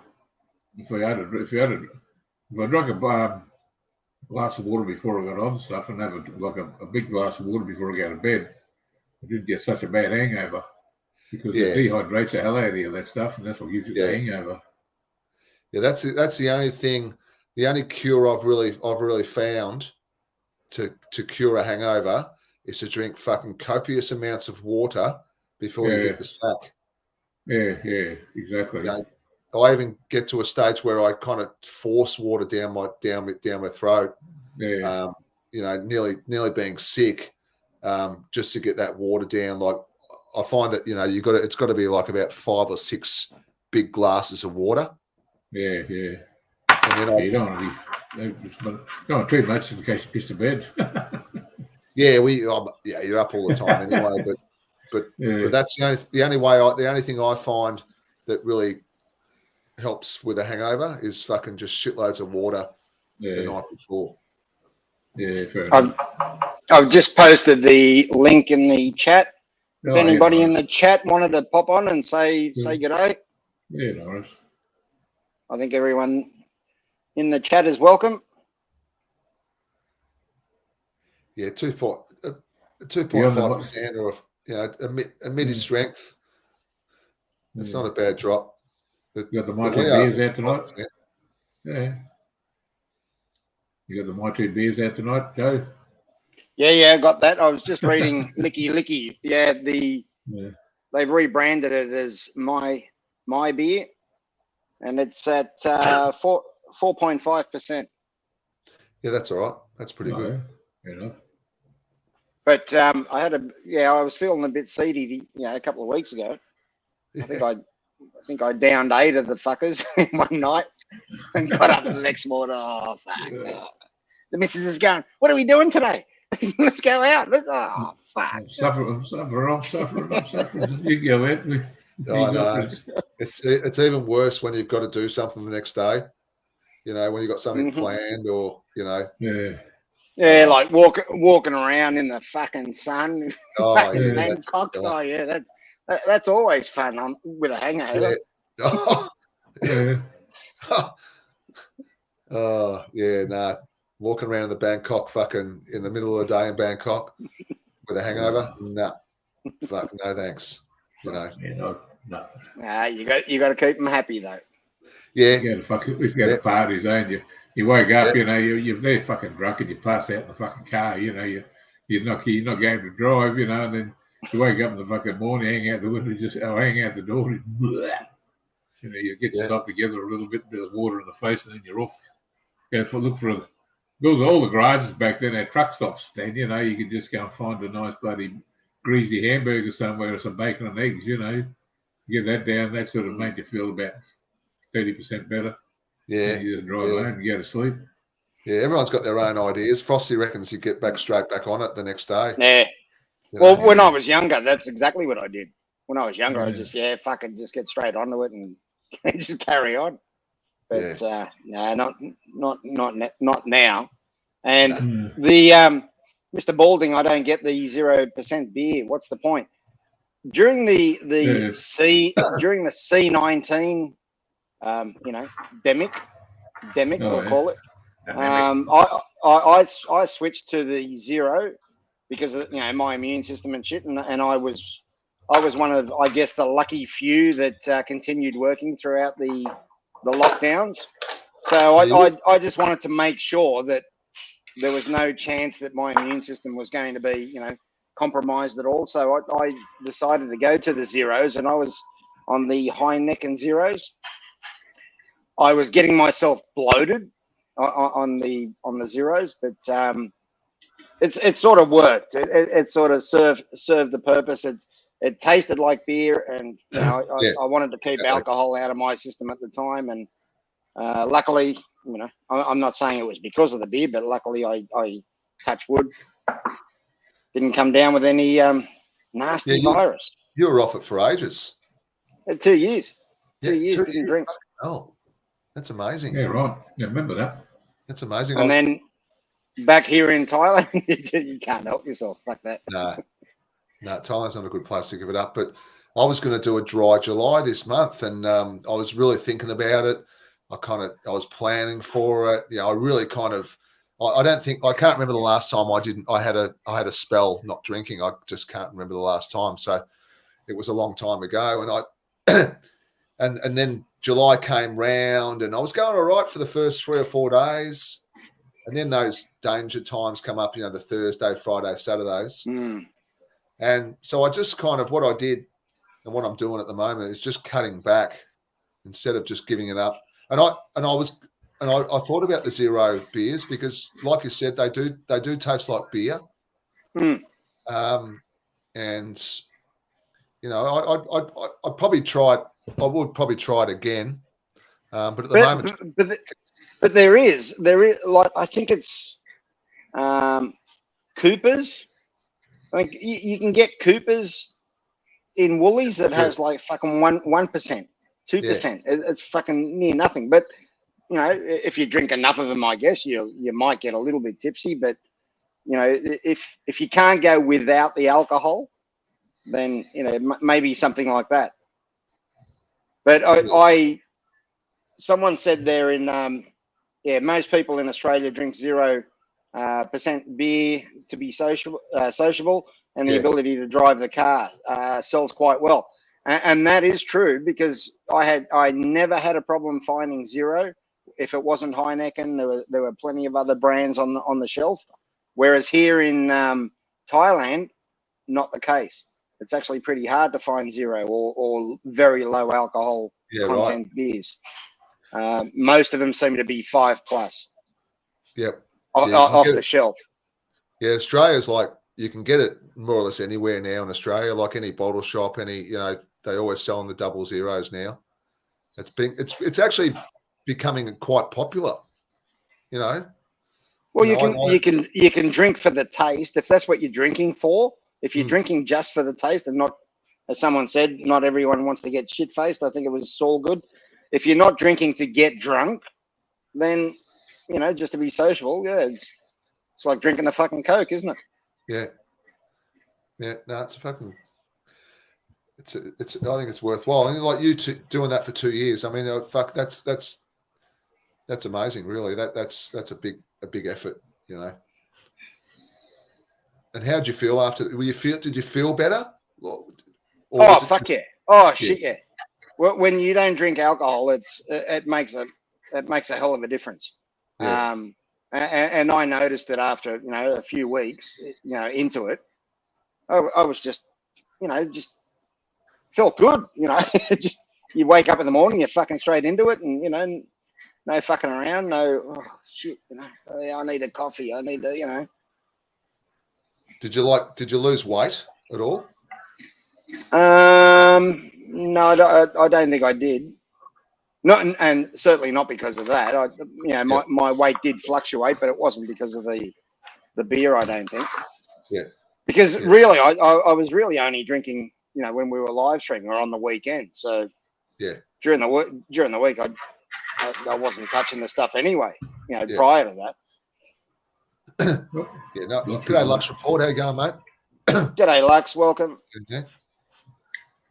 Pumpuis. Yeah, you can buy the zeros at the supermarket. So they're pretty accessible everywhere. Probably not a bad idea, But like you said, it's all about where you are and what the social.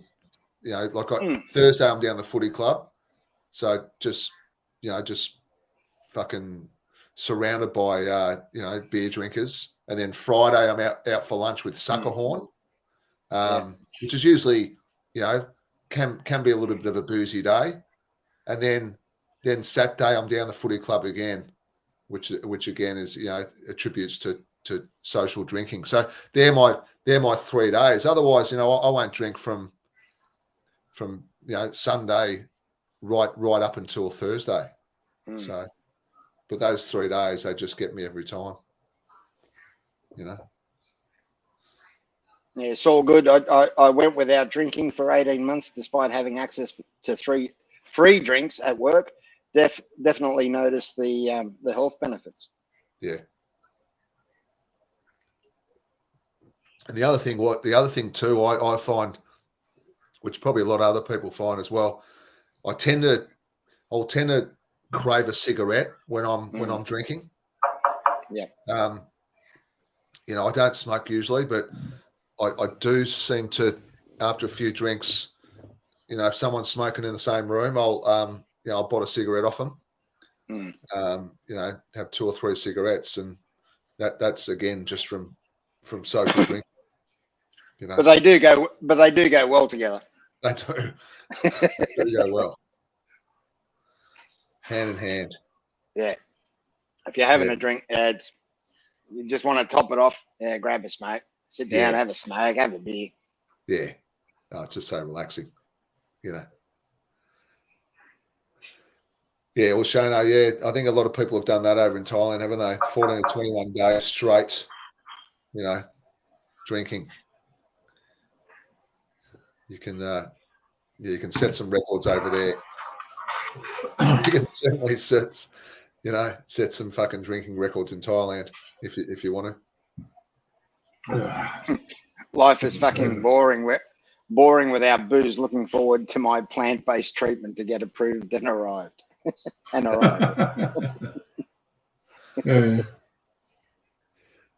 very true. Very true. Yeah. You've got a fan heater on me at the moment. I was trying to get warm last night. Was an issue? Thought to myself, maybe I should get a bloody one of those bloody electric blankets just to warm the bed up and shove it. Get a hot water bottle, right? The hot water bottle, mate. No, I'll probably burst the fucking thing and be like bed. No, my luck, I'll bloody I won't put the top on properly. It'll get the bed wet, and then I'm fucking lovely. Get to sleep in a wet bed in the wintertime. No.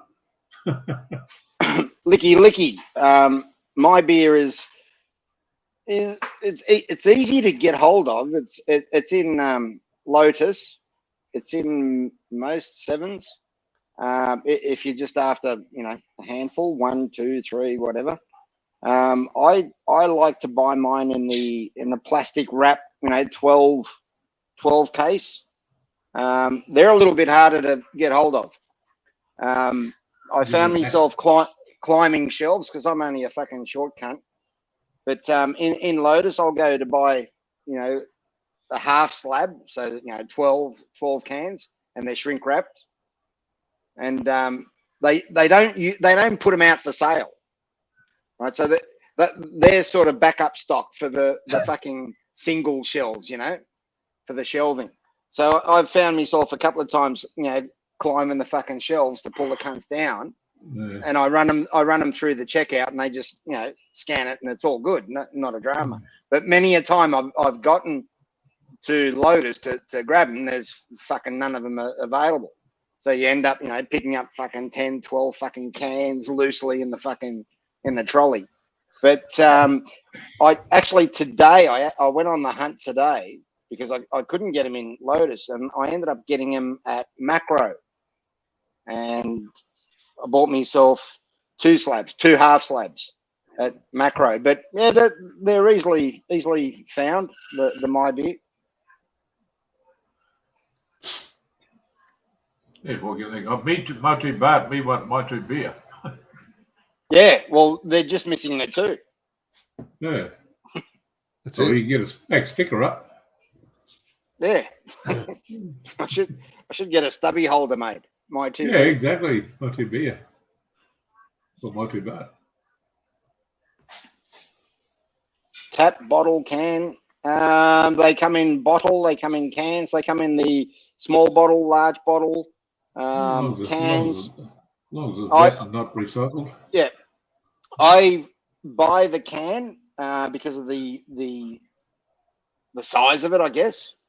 It chills quicker, I find, than the glass, than the bottle. They taste fine. But I think these are 420 ml 420 mil, I think they are. And I usually polish two of these off a night, maybe 3 on a stream. On a stream night, I might go, 4. But yeah, they seem to be. Oh, thank you, honey. Oh God, not really now. What do you got there, Joe? What's for dinner, mate? Oh, that's leftovers from last night. Pizza Hut pizza. Oh, yeah. Nice. Right? What? Fucking don't want to drop. I was going to say it looked like pizza. Yeah, It's she's roll pizza. on. Oh no. That's just just walking distance, was it? Walking distance from the. No. You don't have to walk anywhere. You just fucking get on Grab, mate. You just get your phone. You fucking. Oh yeah, I'll have that. Oh yeah, one of those. One of them. Yeah, pay for it. There you go. It's paid for. And then the thing does its little fucking. Oh, there he is. He's waiting out the front of fucking Pizza Hut now, waiting for your fucking pizzas to be ready. 5 minutes later, there you go. Oh, he's on route now. He's heading my way. He's fucking turning left off the. Oh yeah, we get. You get up, you walk out the front, and he comes down your fucking soy. Thank you very much, cup and cup. Fucking beautiful. Fucking happy days. Yeah. And that's not just pizza. That's fucking everybody. Yeah. That's even food as well. Yeah. Yeah. You don't have to go out, mate. Yeah. Yeah. Yeah. Grab delivery. Well, there's a few of them doing it now. There's Grab. There's there's a few of them. Grab, Lineman, Robin Hood. Have they got Uber Panda, right there? Have they got Uber? Panda. Yeah, they got Uber, but they do Uber food? I don't think they do. No, not for food. No. But they do have Uber, as in, your taxi. Yeah, Panda. Yeah, Panda. Robin Hood, Lineman, Grab. I get shitloads. Yeah, but I think Grab is probably the largest or the biggest. They'd be all fucking racing each other off the red lights, wouldn't they? Fucking, they'll be up at the front. Yeah. Hey, did you see here, bloody Uber Eats? They don't make much money out of it. The delivery people, and they had a thing with the bloody Uber Eats and the bloody fair trade thing, and they bloody up there. They can make a bit more money out of it now. I always wondered how the fucking hell they can make money out of doing the delivery. Then why they only get a couple of bucks, like. Well, now with petrol prices going up, I mean that's got to be taken in as well. Surely you've got to take that into consideration. Yeah, we always tip our blokes. We've never had a drama. They get here on time pretty quickly. Yeah, if it's raining, I'll slip them a little bit more because poor cunts are out there getting fucking wet for what? Exactly. 10, 20 baht an hour or something. Yeah. It's a done thing over in Thailand, though, isn't it? The done thing is to tip. You tip everywhere, really. I mean, in Australia, people don't tip over here. I mean, I tend to tip a fair bit. I mean, I got my hair cut the other day. Everyone, it's probably not the best haircut, but I gave the hairdresser $5 tip. He's probably the cut was $25. You know what I mean? It took him like half an hour to do. Most of that money probably goes to the business. $5, whatever. I tend to tip a little bit. I tip more when I tip more when I've had a drink. I know that. I remember I got an Uber home from Suckerhorns one Friday, and it's really just around the corner. I mean, I was just too lazy to fucking walk it. And I think it cost like $9 or something. And I gave him a tip, and I was pretty pissed. And I ended up giving him a $50 note. I thought it was a $20 note. So I gave him a $50 note for like an $8 trip. Like it was a $50 note. Like, yeah. Yeah, he was fucking wrapped. No, that was a.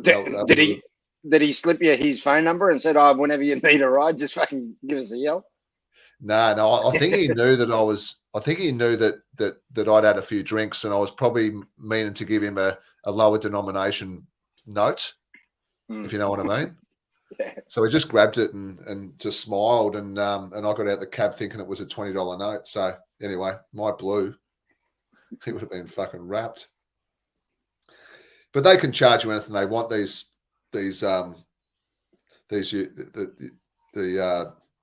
guys, you know, like, you know, it depends on the time of the day.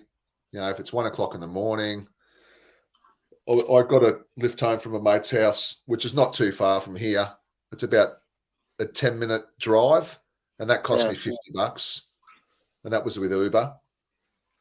You know, so yeah, so I know. Fucking, I told Jono, he fucking laughed his head off. But and the other thing was that the other reason I gave him a tip, that believe it or not, the Uber driver was an Australian bloke. I couldn't believe it, you know, because they're usually fucking Indians, you know, taxi drivers in Melbourne. But he was an Aussie bloke. Fuck, I couldn't believe it. And I said to him, I said, mate, you're the first Aussie bloke that I've had for ages, you know, like, you know, anyway. He was a happy Uber driver that night. For sure.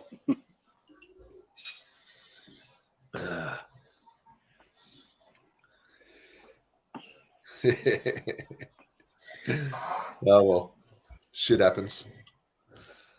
You know, it swings and roundabouts, isn't it? Isn't it like all about good karma?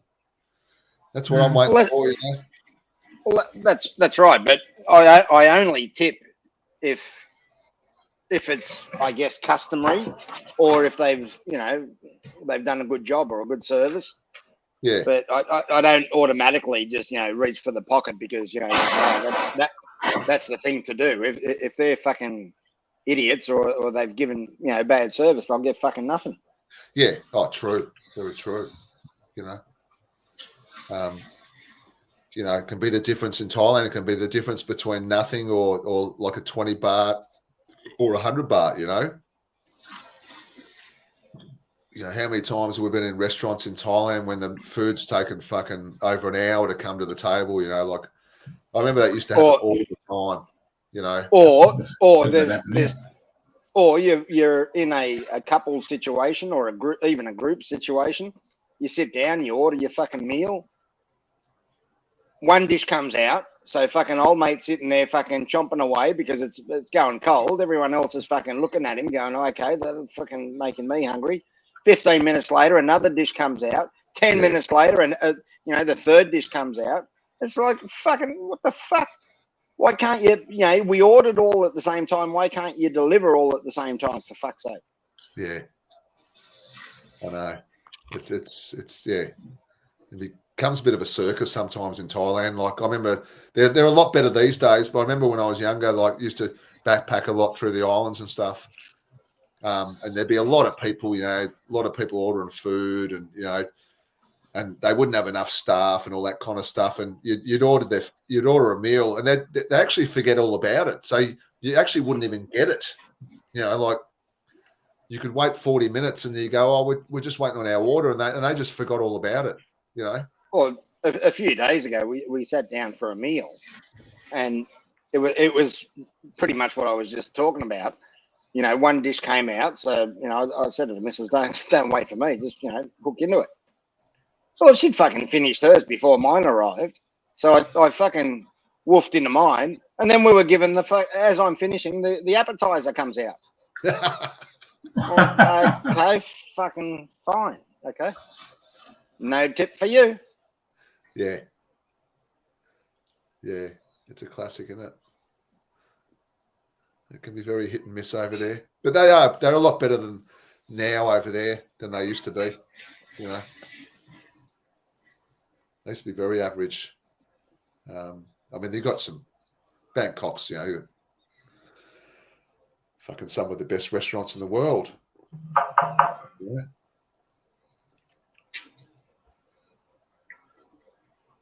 But you're sport for choice over there, aren't you? You know, like, oh, yeah. you know, like, you're slowly getting a good meal here. Yeah, yeah. We got, you know, like my two bar, he sitting in Bangkok there, he can order what he wants, you know, from so much different fucking food. You know, we've got, you know, and I'm talking about kind of late on, you know, like, you know, say on a weekday, you know, at about 7, 8 o'clock, 9 o'clock at night or something or whatever. And, you know, it's either KFC, McDonald's, Hungry Jack's. You know what I mean? Yeah, no, there you go, Rich. G'day, Rich. Welcome. Yeah, it's not much on offer like Thailand. G'day, Rich. No. No, mate. Now, fucking Thailand just scoops something up when you're just walking around, you know. You just, there's been times where it's actually taken longer to decide what to fucking order than it has once you've ordered for it to be delivered. Yeah. You sit there going through, you know, fucking 500 menus, deciding what you want. And then 15 minutes later, it's fucking at your door. Oh, shit, they're here already. Yeah. yeah, Not much of a choice. Like, my missus won't eat pizza. She might eat a what's a tomato cheese one? What's that called again? Just the basic cheese. Just the cheese pizza. Yeah, tomato. Yeah, I forget what it's called, but it's got no topping on it, and that's the only thing she'll eat. She won't eat any other pizza. And you know, doesn't eat Indian food. I don't know. Do many Thais eat Indian food? You reckon? Is Massaman curry considered an Indian food, or it's Malaysian, isn't it? The Massaman. I think that might be a Malaysian. I haven't. To be honest, I really haven't noticed too many Indian restaurants or Indian food. Yeah. No, I think from my experience, I don't think the Thais really eat Indian food.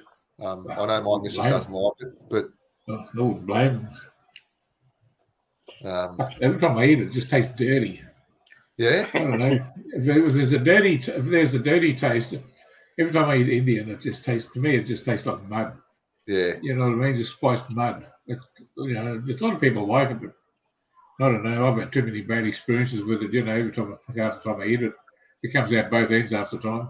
I'm talking about with a fucking vengeance. I'm talking about like a bazooka. Yeah, thanks, Saul Bulldinger. The margarita, it's called, the cheese and tomato. That's it. Yeah, that's it. See you, Steve. Thanks for popping in, mate. Yeah, good day, Steve. See you, Steve. Yeah, no, easy, mate. He's over in Vietnam. Catch you later. Yeah, Frosty, that's only a matter of time. I'm sure you can do it. I guess if you've got the right, you know, contacts. It's not something that's being advertised, but I'm sure you're able to do it if you're in the know. Yeah. But the way things are going, who knows? Within a year or two, once the government legalizes it for recreational use, I dare say that it will definitely be a, you know, how much do you want? Just pick up your phone. Yeah. Yeah, imagine that, ringing your own fucking. Well, we used to do it in Australia, didn't we? Yeah, we did. Yeah, we did. Yeah, that's the days. And they weren't Aussies; they were all fucking Lebanese. Yeah, up in New South Wales. Yeah, I can never look at it. Yeah, you have it. Well, you go around, you'd be sitting out somewhere outside their house, you know, fucking half an hour or whatever. Fuck. No, cold Wednesday night. Yeah. Oh man. So you ask him, mate, if he can get on for you. He says, yeah, I can score. So you got to drive me down the road here around the corner. Yeah, okay, off we go. So you drive him down there. He goes inside. Fucking 45 minutes later, he comes out. He's off his fucking dial, and he says, he says, I couldn't get on. He didn't have enough. Oh, fuck you, you cunt. He says, it's all right. I know another place. Yeah. Let's go. All right, you talk me into it because I'm getting fucking desperate now. He goes to another fucking joint. He no doubt he's fucking downed another couple of fucking bongs, and he comes out, nah, he hasn't got any. Fuck off, cunt. Yeah. By the time he gets up, he's gone around to a place where you've got the cheapest, fucking shittiest stuff you can possibly get for the amount of money he's got left out of yours. Yeah. He comes out with some leaf and tip here. Oh, for fuck's sake, you shove that up your ass. No. Yeah. I've said this story before. Many years ago, I was a young fella. I used to work for a car company. So I had a company car, and it was always the newest, the latest fucking model. There we go. And one day I decided, I needed to, get on some stuff, and I couldn't get on, my regular, dudes, they were bone dry. So in Sydney, there's, a famous street in Punchbowl that, is where all the Lebanese dudes hang out, and where they do the stuff. So, fuck, I thought I'll go in there and fucking have a go. And I knew, that many a friend had told me, all you do is just drive down the road. You stop halfway down the road, they'll fucking come to you. They'll knock on your fucking window. You fucking slip them what you want, 50, whatever, 100, a couple of hundred, and, on your way. Yeah, Talopia Street, Pumpuya, exactly. Talopia Street. And so I tried it. I fucking pulled up. Nah, you can't fucking coming towards me. I fucking drove around, pulled up. Nah, nothing. Other cars pulled up. They got fucking served, and I saw them. They're fucking getting served, these cunts. One comes up to the window. Yeah, what do you want? And I said, I'm just after, X, Y, Z. He said, nah, mate, nah, can't help you. Fuck off. Said, what? He said, fuck off. And I said, mate, no need to be rude. I'm just, I've got the cash. He says, fuck off. You're a fucking narc. You think we're fucking stupid, cunt? Yeah, right. He's fucking having a go at me. He's claiming that I'm a narc because I'm driving the current model fucking, Commodore at the time. Oh, yeah, no, mate. I'm trying to fucking reason with the cunt. He wouldn't have a bar of it. He says, "Get the fuck out of here before we fucking kick your ass, cunt. Get going." So, all right. So I went without that night. Yeah. Fucking hell. I'm going to jump off here a second. Can we come back on in a minute? I'm still going to go and get on the recliner and get back on my tablet. This chair's killing me. Chair's killing me back. I'll be back in a minute.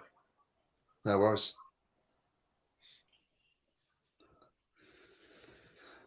Yeah, the good old days, eh? When you're young, fucking chasing a bit of herd on a weeknight, Yep. Yeah, weekends was easy. Was easy. I mean, Friday night, you'd go up to the pub. That was a ritual for me and my mates. But Friday night was always up at the pub straight after work. You'd fucking go up there, and that was always easy. That night was taken care of. You could always score at the pub. That was never an issue. Yeah. Yeah. In the week was a little bit harder. Yep. You have to get the car and go to a few joints. Oh no, he's got none. And like I said before, you go around. My mate used to have a caravan. We used to go around. His caravan used to be outside his mum and dad's house, and we used to live in the caravan at the front. And we go around there on a Wednesday night, and sometimes you get about 8 blokes around there, and there's usually always someone that had something, and you only need fucking 1 or 2 fucking bongs those days, mate. It was. Oh yeah. And you go around there a few times. You go around there now and then, and there'd be no one to have anything, and you just be all sitting there, fucking, and like the next bloke could turn up, and he's got nothing, and everyone be going, oh fuck, what are we going to do? For a year or so there, I hooked up with a mate of mine, and he used his garage, for some green thumbing. So I became Farmer Joe for a good 6 months, 12 months. Fucking, it was good fun. Good fun. Never had a shortage then. Yeah. Rich is asking you, mate, whether you know a bloke called Trent from Punchbowl. No, I don't. No. I mean, we're talking the mid to late 80s. in Punch Bowl. For me, anyway. Yeah. Yeah, that Pampui, the Nissan Pulsar, they were usually the ET turbos, the little fucking turbocharged Pulsars. Yeah. And they used to change every couple of weeks. It'd be a different car every couple of weeks. Yeah. I mean, it was a different phone number every week. Yeah, it looks like old Trent from Punch Bowl was a bit of a well-known fella. Shano knows him. Oh, okay. Fucking hell. And Zimmy. Oh, everyone knows him. He's on in YouTube. Okay, I'll check it out. Yeah, fuck.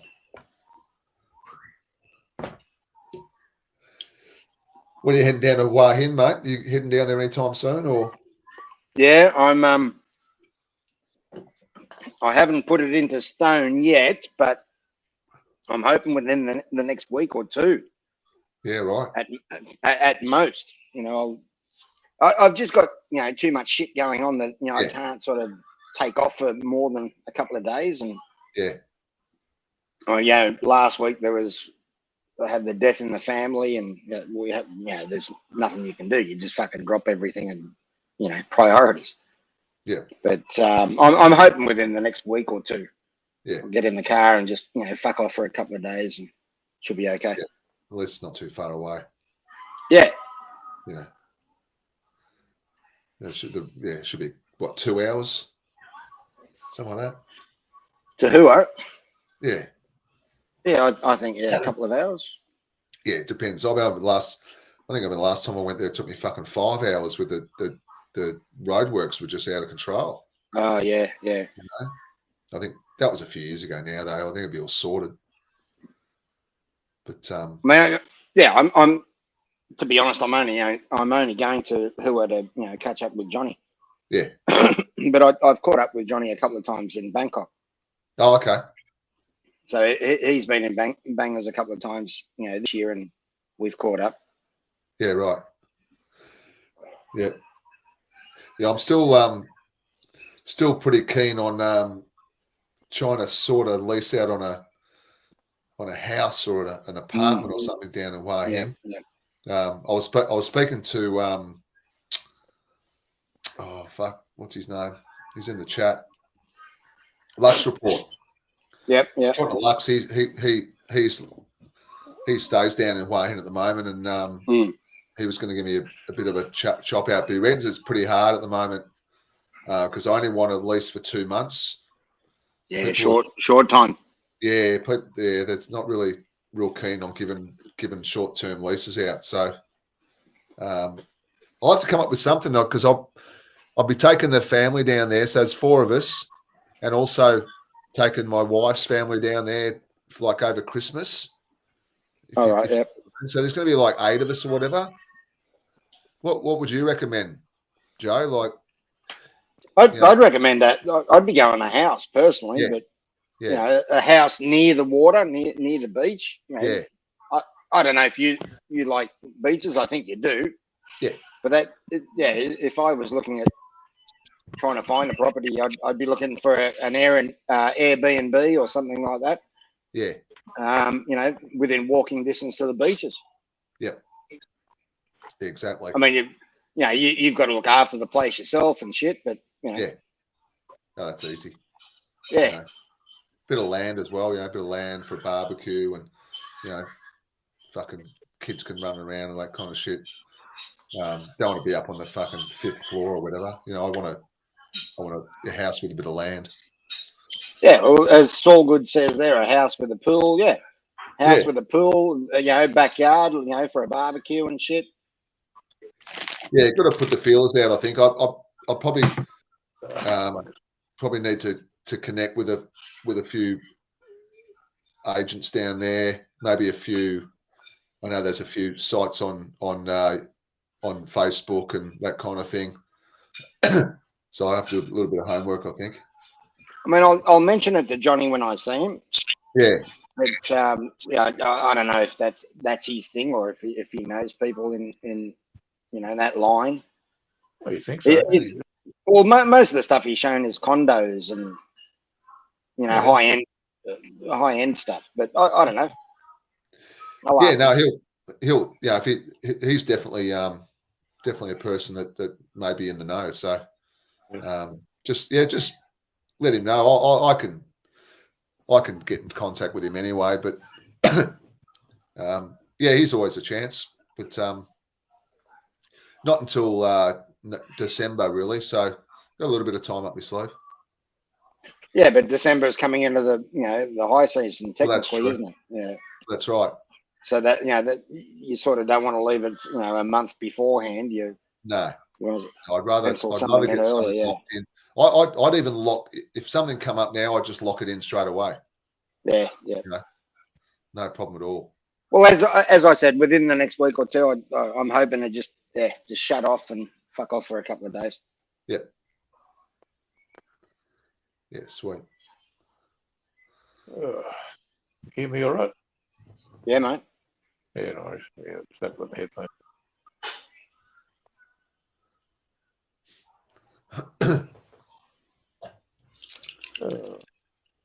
Tired. Time for another refill. Yeah, I got members tonight, but I want to do some work tomorrow, so I bet not.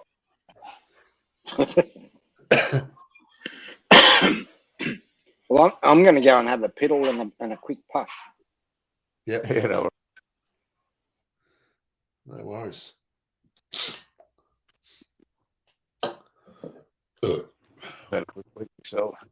Feels better. Yeah, I've done a few bourbons, but that's something I'm not doing. It's Saturday night. I've got a bit of work I want to do tomorrow, so I don't want to be feeling a bit seedy trying to do it. Don't like working at the best of times, let alone seedy anymore. Yeah. Did you have a few last night? No. I haven't had any for a few weeks. Right. I just usually only time I drink was when I bloody on here, basically, I'll have a few bourbons just to loosen up a bit, but apart from that, I don't really bother too much. Yeah.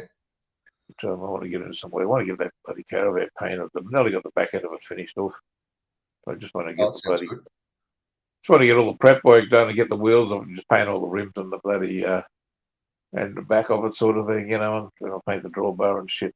And it's ready to sell, I've just got to sit around whinging about it all the time. I've got to stop doing that. I've just got to get it done. I'll get a fresh gas bottle and put in it too. Make sure everything works. It's got a little electric fridge in it, and all that. It always sounds like you got something to do there, right? Yeah. Well, no doubt when I advertise, I'm going to get stupid fucking questions like, how many cubic feet is the fridge, or how many liters does the fucking water tank hold, and all that. I don't fucking know. Whatever comes out of the factory, I don't know. I haven't even checked. I just give it a flash out and make sure there's no bloody stale water in there, and stuff like that. Just sort of get it ready and just plug everything, make sure all the bulbs and that are good in it. Just give it a dust off inside. I've only got one window winder to fix up. Apart from that, it's fine. No, sweet. Get all that shit sorted out. I would have bought a caravan. I would have. I've never bought a caravan. I've never kind of because I've always gone overseas. So I've always gone to Thailand predominantly. When I was any holidays from work, I'd head over to Thailand straight away. There'd be no ifs and buts about it. You wouldn't even think about going around Australia or Queensland or. Oh well, you don't know. You don't need to because you can just get cheap motels everywhere. Yeah, that's it. So. Well, here, it's getting that expensive now because it's grey nomads and so many of them. There's a lot of people out there trying to make money out of it all, so all the caravan parks and that want, ridiculous amounts of money on that now. So, unless you've got somewhere to crash, and they'll fine you if you pull over the side of the road, pull in a park somewhere, set up, they've just got it all set up. Around here, the only place around here you can camp is down the showgrounds, and the council's in charge of that. They charge us $60 or $70 a night to stay there. Yeah. See you, Frosty. See you, mate. Yeah, later. See you, right, Frosty. Have a good one, mate. Have a good birthday. Have a good one. But I'm heading up to Cairns I think I said last week, up to Cairns on the 9th of August. You've been there before? Pardon? Have you been there before? Yeah, a long time ago. So we're talking like nearly 30 years ago. Man, it's huge. Yeah, we did one of the bus tours around, and it's a regional area, basically a main regional area for the North Queensland, and just the industrial side of it. You know, you go out, and when you get out of Cairns, you know, you can just fucking huge amounts of industry up there, small industry, you know. But anyway, no, it's not a bad place. It's funny, right in the middle of the bloody Cairns, there's a big mango tree. It's full of bloody flying foxes all the time. They're shitting over everything, Anyway, Sparky, you know, look, they got Daintree rainforest not far away. You think they put a few lights in there and chase the bloody filthy things, you know, but no. Yeah. The Greens let them. I remember when we were up there was a bit of a stink with the greenies because all the greenies were trying to get them to cut down all the coconut trees because they reckon they weren't indigenous to the bloody area. The coconut trees are fucking everywhere around the Pacific, you know. Yeah. You probably find one of the standing under a tree and got cracked on there with the coconuts, and now they all want to get rid of the whole lot of them, you know. Yeah. They got problems with with bats in Harvey Bay. Yeah. Down the main drag there. So they are a bit of a pest. What do you do? What do you do with them? You can't. You know, we're going to fucking cull them all. No, well, all they got to do, you know, they flash some lights, you put on a Christmas tree. Yeah. You put those, they hate them. You know, if you put those LED lights in the tree of a night time, just decorate it and let it go. They won't come anywhere near it. And if you do that, where they want to bloody set up a colony, you don't need them in the middle of fucking town. You know, they go out the bush. There's plenty of rainforest up there. Look at the rainforest, they don't hurt anything. Around bloody around the city, they have that heterovirus. You know, they drop it everywhere. It's fucking deadly. But they don't chase them. So I'm doing a road trip from Cairns to Cooktown. I'm taking 3 weeks. So I've just booked an Airbnb up in the Daintree. Yeah. For about 8 or 9 days. It's cost me about $800. What month are you going? About $100 a night, but it's what it's month? right on the beach, and it's run by this fucking pretty cool couple. So that sounds pretty good. What month are you going? What's that? What month? August the 9th. August is right. Don't go up there in January. Don't go up there in February, March. It's fucking, you'll melt. It's fucking humid. We went up there in March once on a cruise ship, man. We just we got off the cruise ship and I want to go back. I want to stay on the ship, you know. But it was in Cairns. We went up on the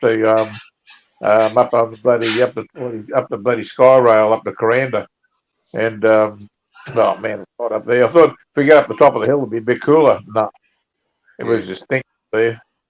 I think August is all right. I think that's not too stinky hot, but yeah.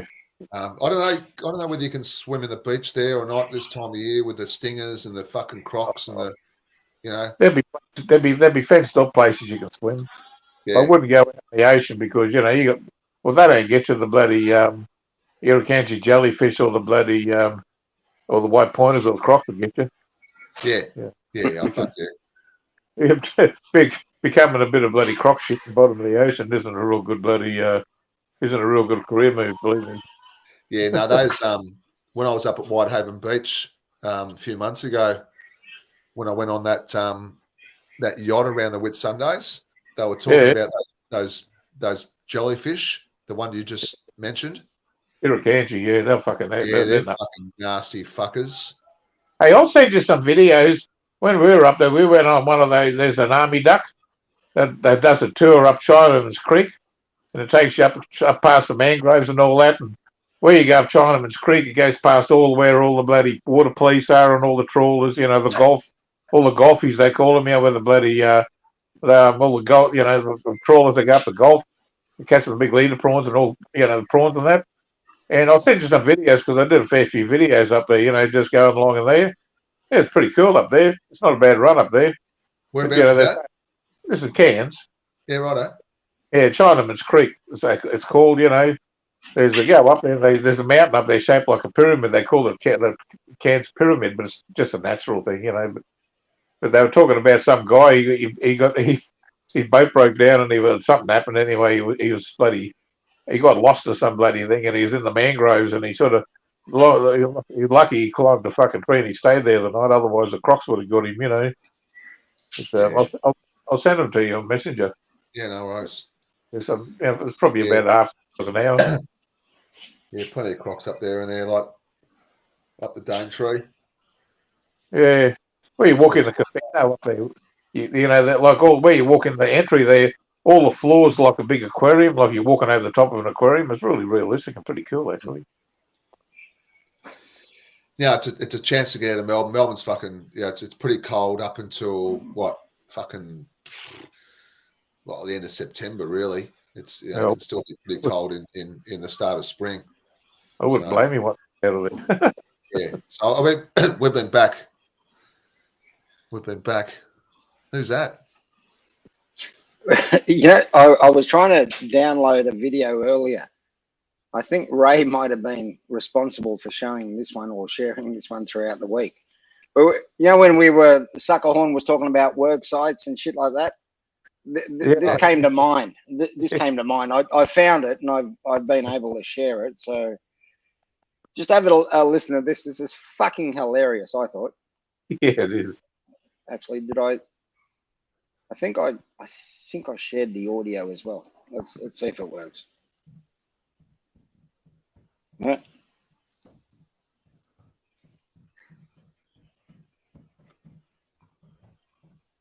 Is the sound coming through? Not here.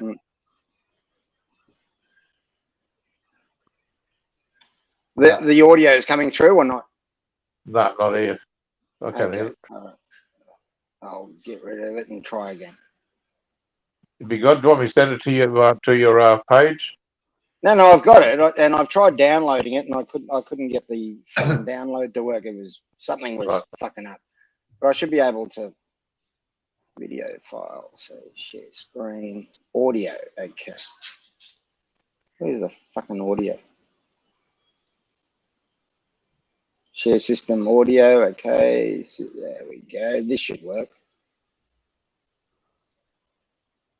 All right, let's try this time.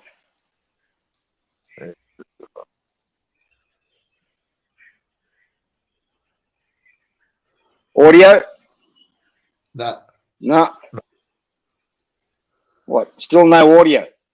Still no audio. Fucking thing. I might try and download it or get it somehow and. So I'll get you a link. It was fucking hilarious. I was in stitches. I've got the link. I've got the link where it's gone to the page, but for some reason I can't download it. I've tried a couple of software,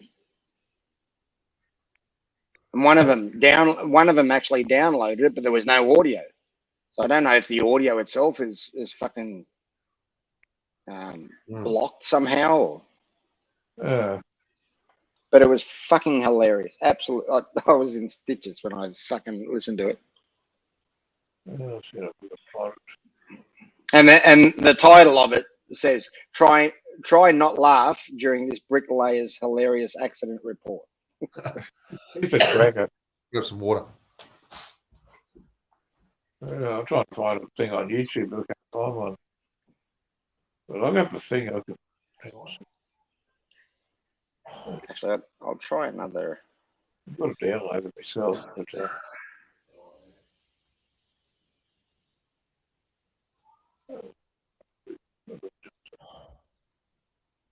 I must have shared it on Facebook. Yeah, you shared it. You shared it in the through Messenger. Yeah. Oh, hang on. I think it might have just worked. Hang on.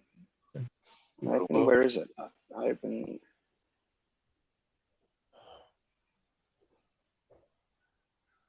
Show in folder. Let's see if I can play it back here at this end.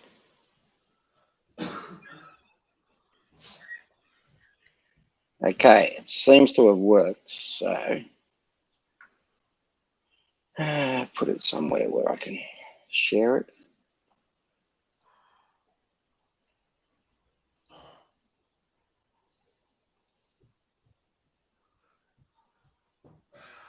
All right, let's try this time.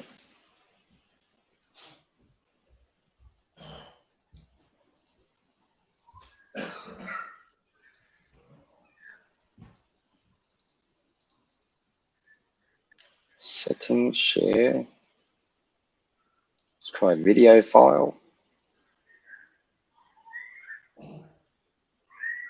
Fucking not there. Where'd you go, you cunt? I don't even know where I shared it from. I must have saved it.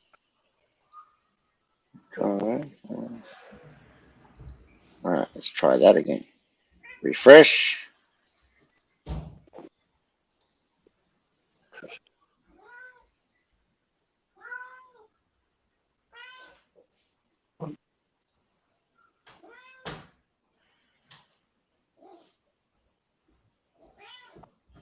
Check on the board.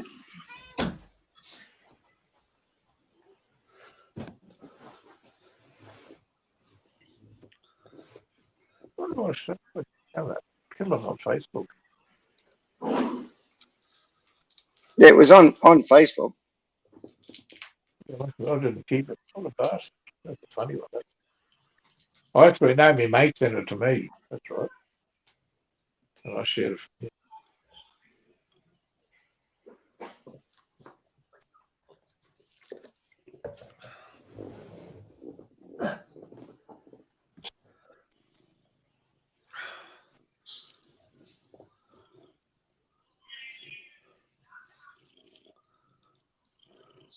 Hello, pussy. I can hear it purring.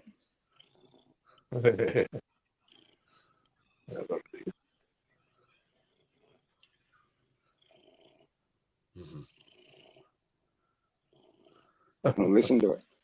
Listen to it. I just sent it to you. I just sent it to your messenger. Okay. That if it makes it. What if there? When the pale, like she got real faint like that.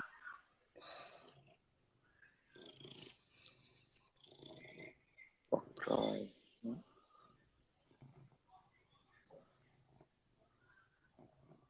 Go up there, down. Oh, it's an MKV file. What the fuck?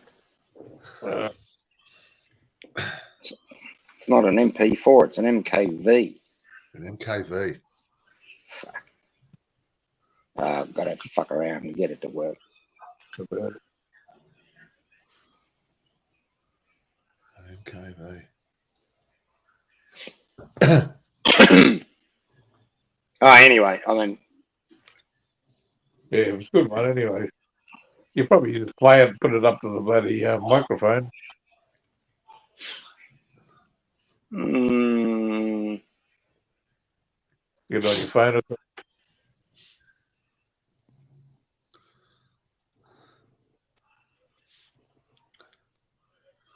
Yeah, it's funny, Saul, you know, like the heat's hard to live with, the cold's hard to live with sometimes, but that's why I like the weather in Thailand in around Christmas, you know, November, December, January. It's ideal. Nice and cool in the evenings. I love the children's video. I reckon you guys can't read this story without laughing. Yeah, so here we go again, That's guys. on, is it? Yeah, that'll do. This is an Australian Bricklayers Accident Report. So this Bricklayers Accident Report, which is apparently printed in a newsletter for the Brickies Union after it came in. And if this is a true story, this bloke is 100% getting a Darwin Award, but it's amazing. So it reads, Dear Sir, I am writing in response to your request for additional information in Block 3 of the Accident Report form. I put poor planning as the cause of my accident. You asked for a fuller explanation, and so I trust the following details will be sufficient. I'm a bricklayer by trade. On the day of the accident, I was working alone on the roof of a new 6-story building. When I completed my work, I found that I had some bricks left over, which when weighed later, were found to be slightly in excess of 250 kilos. Rather than carry the bricks down by hand, I decided to lower them in a barrel using a pulley, which was attached to the side of the building on the 6th floor. Securing the rope at ground level, I went up to the roof, swung the barrel out, and completely loaded it with bricks. Then I went down to the ground floor and untied the rope, holding it tightly to ensure a slow descent of the bricks. You will note in block 11 of the accident report form that I weighed 70 kilos.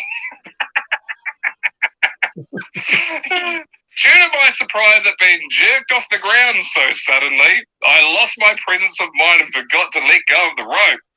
Needless to say, I proceeded at a rapid rate of knots up the side of the building. In the vicinity of the 3rd floor, I met the barrel, which was now proceeding downwards at an equally impressive speed. This explained the fractured skull, minor abrasions, and the broken collarbone, as listed in section 3 of the accident report form.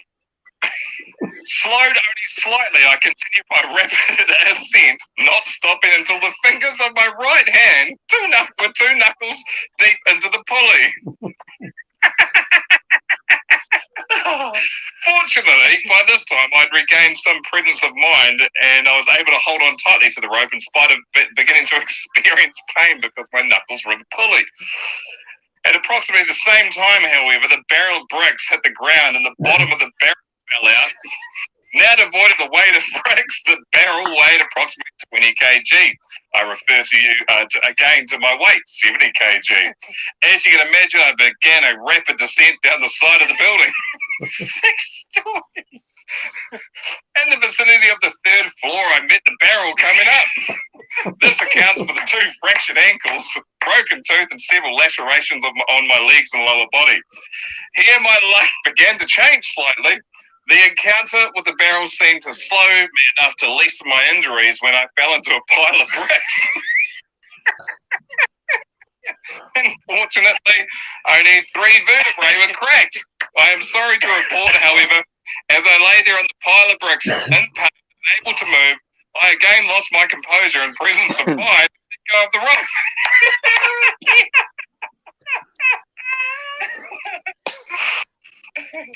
And lay there watching the empty barrel begin its journey back down towards me and then on top of me. This explains the 2 broken legs. I hope this answers your inquiry. Oh, someone was able to that would be that's how was it next to the live Brad? I have absolutely no idea. Thinks he can answer That's true. It's like fucking. It's a classic. It's fucking hilarious. I couldn't share that one quick enough. I listened to it. I listened to it again. You know, like I just replayed it. I was just in fucking stitches. Oh man, it's like that. Buddy. You ever heard the one about the Armageddon? Probably. Two goods. The 2 gay dudes having a felching session with a gerbil. No, I don't think I have. I'll send it. Hang on. I'll send you this one. You have a quick listen to it. It's on YouTube. Gerbil doesn't ring a bell. Oh,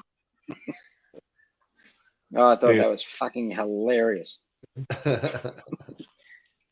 How'd you get the broken bones? Oh, let me tell you. Fucking Jesus.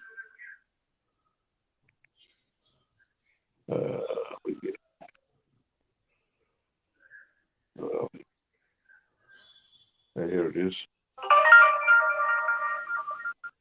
I'll send it to you, bloody.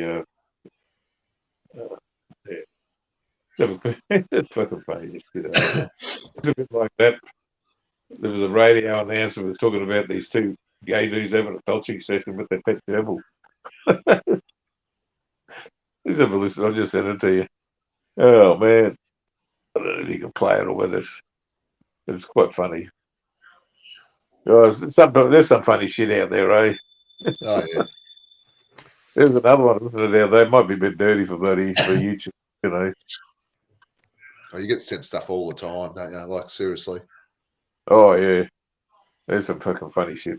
Anyway, buddy, you see Dad's face will light up in a minute. He's listening to it. No, I'm not listening to it. I'm actually downloading it. Oh, right. Yeah, fair enough. Yeah, it's quite funny. Yeah, but being on YouTube, it should be fine. It should come down as an M. It's fucking downloaded as an MKV as well. What the fuck's going on? Hang on, there must be something in my end.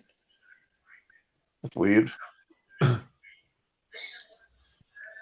Okay, 4K down there. Fuck you. Well, let's try this. Try different software.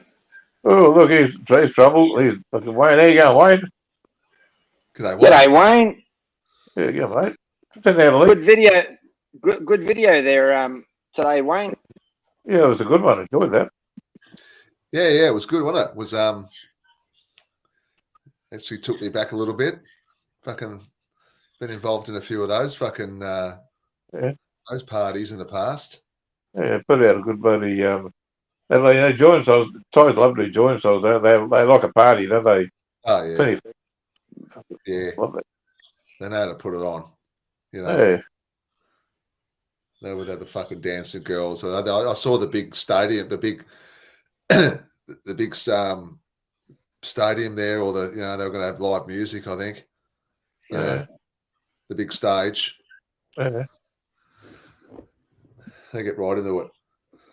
Yeah, good to hear from you, Wayne. Yeah, good to hear. I haven't spoken for ages. Yeah, be enjoying life there. Ugh. Yeah, I think he's settled in quite nicely. Up in Surin. Never been to Surin. Yeah, I want to get up there. Yeah, we might go there one day. Yeah.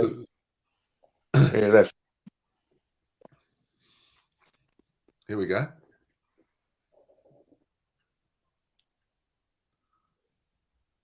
Here's a fax from Cooter in Orlando, who sends me a copy of a story that appeared in the Los Angeles Times. He says, a prestigious newspaper, not the oft-maligned weekly The audio coming through?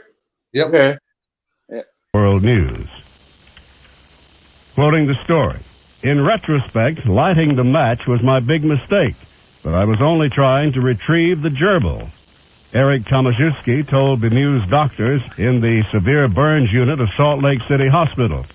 Tomaszewski and his homosexual partner, Andrew Kinky Farnham, had been admitted for emergency treatment after a felching session had gone seriously wrong. I pushed a cardboard tube up his rectum and slipped Raggett, our gerbil, in, he explained. As usual, Kinky shouted out, Armageddon! My cue that he'd had enough.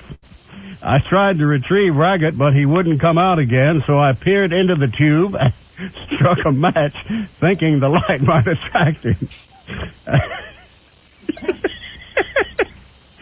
At a hushed press conference, the hospital spokesman described what happened next.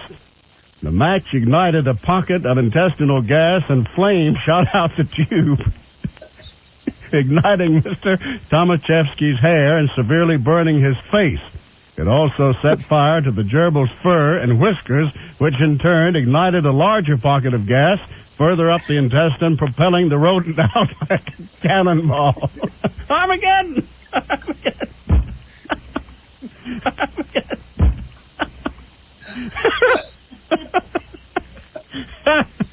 Armageddon!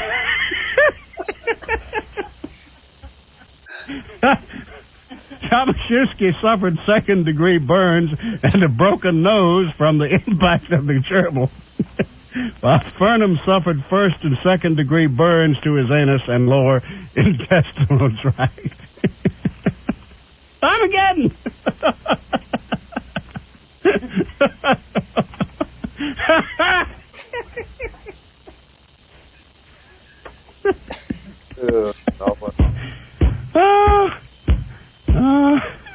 Peered into the tube and struck a match, thinking the light might make the gerbil come out.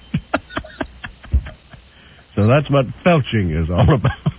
Armageddon! Oh, that's funny as fuck. Yeah, Wayne, everyone loves to see like rural Thailand and the bloody festivals and stuff, but yeah, that's a funny one, that one, isn't it? Oh, yeah. Oh, I heard it years ago. And I found Get a torch. Okay. Why do you get a torch or something? Yeah, a little bit. Fucking lighter. Little pocket of gas. Oh man. Oh, that's funny. There's plenty of those things. There's another one there the other day. It was a beauty, but I can't really find it. A good laugh. Yeah.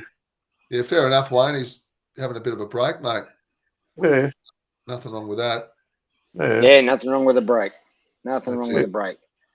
A break just means you're actually living life. Yeah. Exactly. He Mimi did a good job on that bloody shirt, mate. He does good work. Yeah, that satin shirt he was wearing. Yeah, good. That's the one, yeah. Yeah. It looked very official. Stuff. Yeah, exactly. The officials wear those type of shirts, don't they? They do. Very the official people. Oh, yeah, very posh. The government people, they're the official government. Yeah.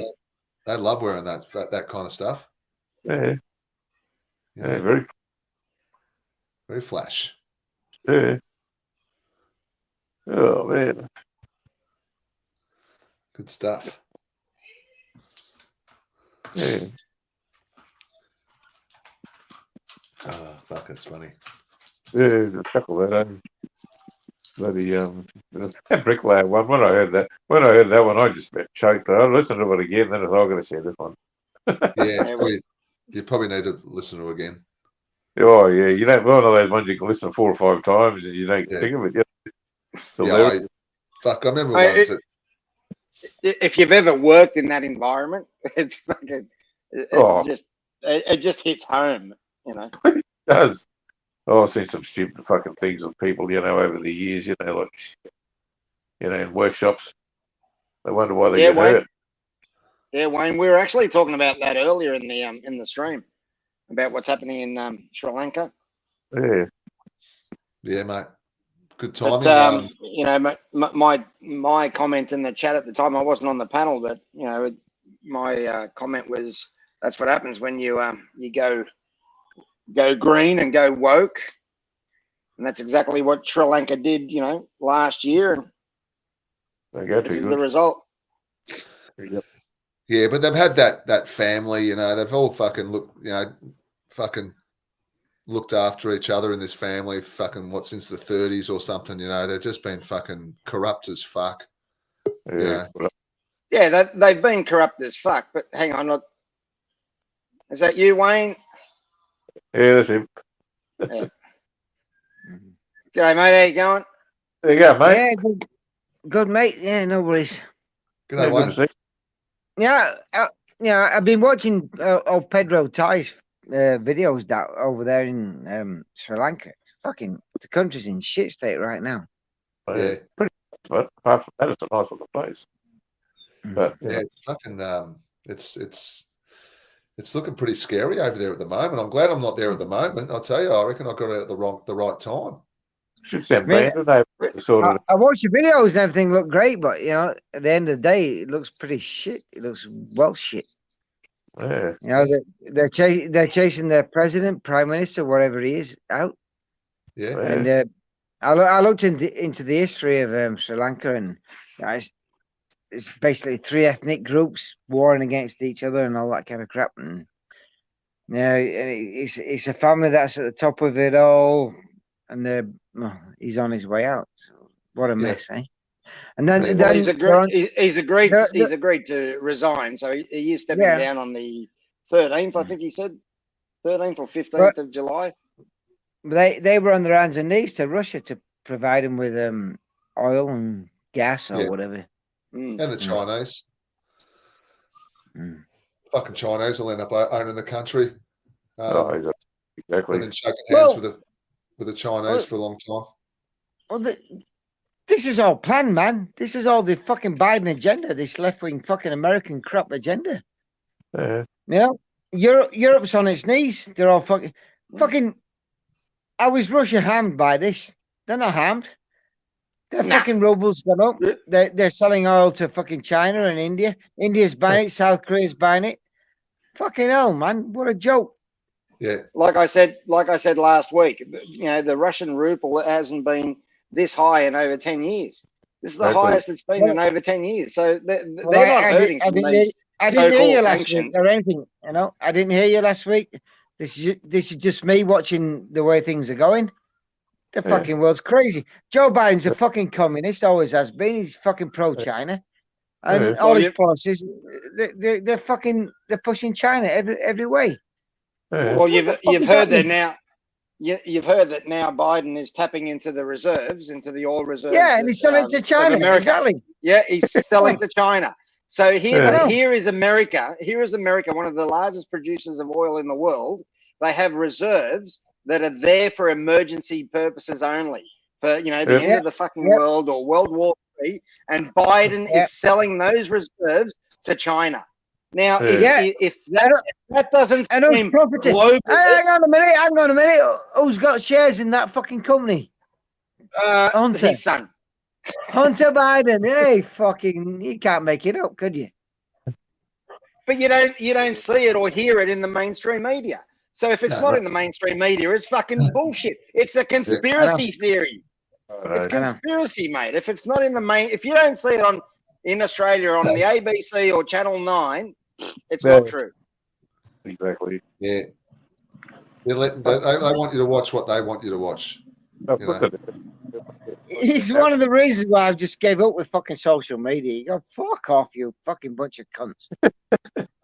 I lost my channel talking about fucking the likes of BlackRock, Vanguard, and a few other things to do with the scary virus, the flu, the flu. And why is that? Why does somebody get taken down for talking about that subject? Why is that so taboo? Why is that so taboo? And then you've got the likes of, I couldn't believe in 2020, Donald Trump gets fucking banned on Twitter because he told people to march to the fucking Capitol to peacefully protest. And that's what he said. That's exactly what he said. And that was classed as an insurrection. But but Iran and many other fucking terrorists are allowed on Twitter still today. And that's okay. That's fine. That Liz Cheney and cunts again, they're all fucking they're cunts. Love them. But there's a lot of rhinos, you know that, in the Republican Party. You know that. Yes. That's why you can never win, because they'll always vote you down. When everything you think you're gonna get something passed, them fucking rhinos will always vote you down, even when they got a Republican majority. They're a bunch of cunts, a lot of them. But at the end of the day, they say, why am I English? Why are you Australian? Why do you care about American politics? Because it fucking affects the rest of the world. That's why. Exactly. Bunch of cunts. Have you seen that documentary Jay put us on to last week? Was that bloody Ukraine on fire? By Oliver Stone, not the other one, not the. Was it Winter on Fire or something? Yeah, Winter on Fire. But it's worth watching both of them to get the obviously the so you can so you can see clearly which one is fucking propaganda. And I had a look at the first one, or the one that you ended up watching, Pedro, and I went and had a look at that, and I thought, well, isn't it amazing what you can do with video? You just show this fucking bit over here, and that's the narrative. And that's look. It reminds me of the Portland protests. Black Lives Matter.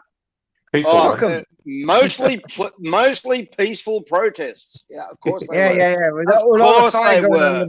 Let's take a knee, shall we? Let's take a fucking knee. Why? Well, it said it on the news, so that let's all be good people and take the knee.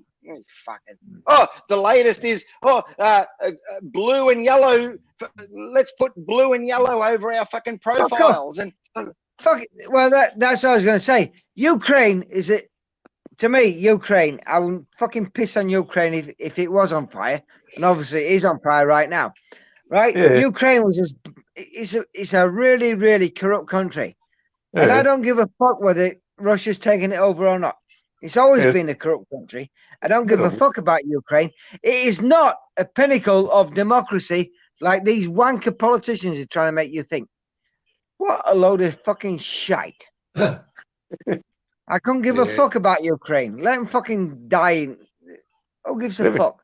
Really? They've been for the second war, fucking war, haven't they? Jesus. There was a picture I saw yesterday of some guy going through some rubble at some apparent, site where the Russians had blown up, and there was innocent people that died at this place, and there was a guy pulling up some rubble. And if you zoom in on that picture, he's got fucking swastika stickers all over his fucking arm. Ukrainian. Yeah.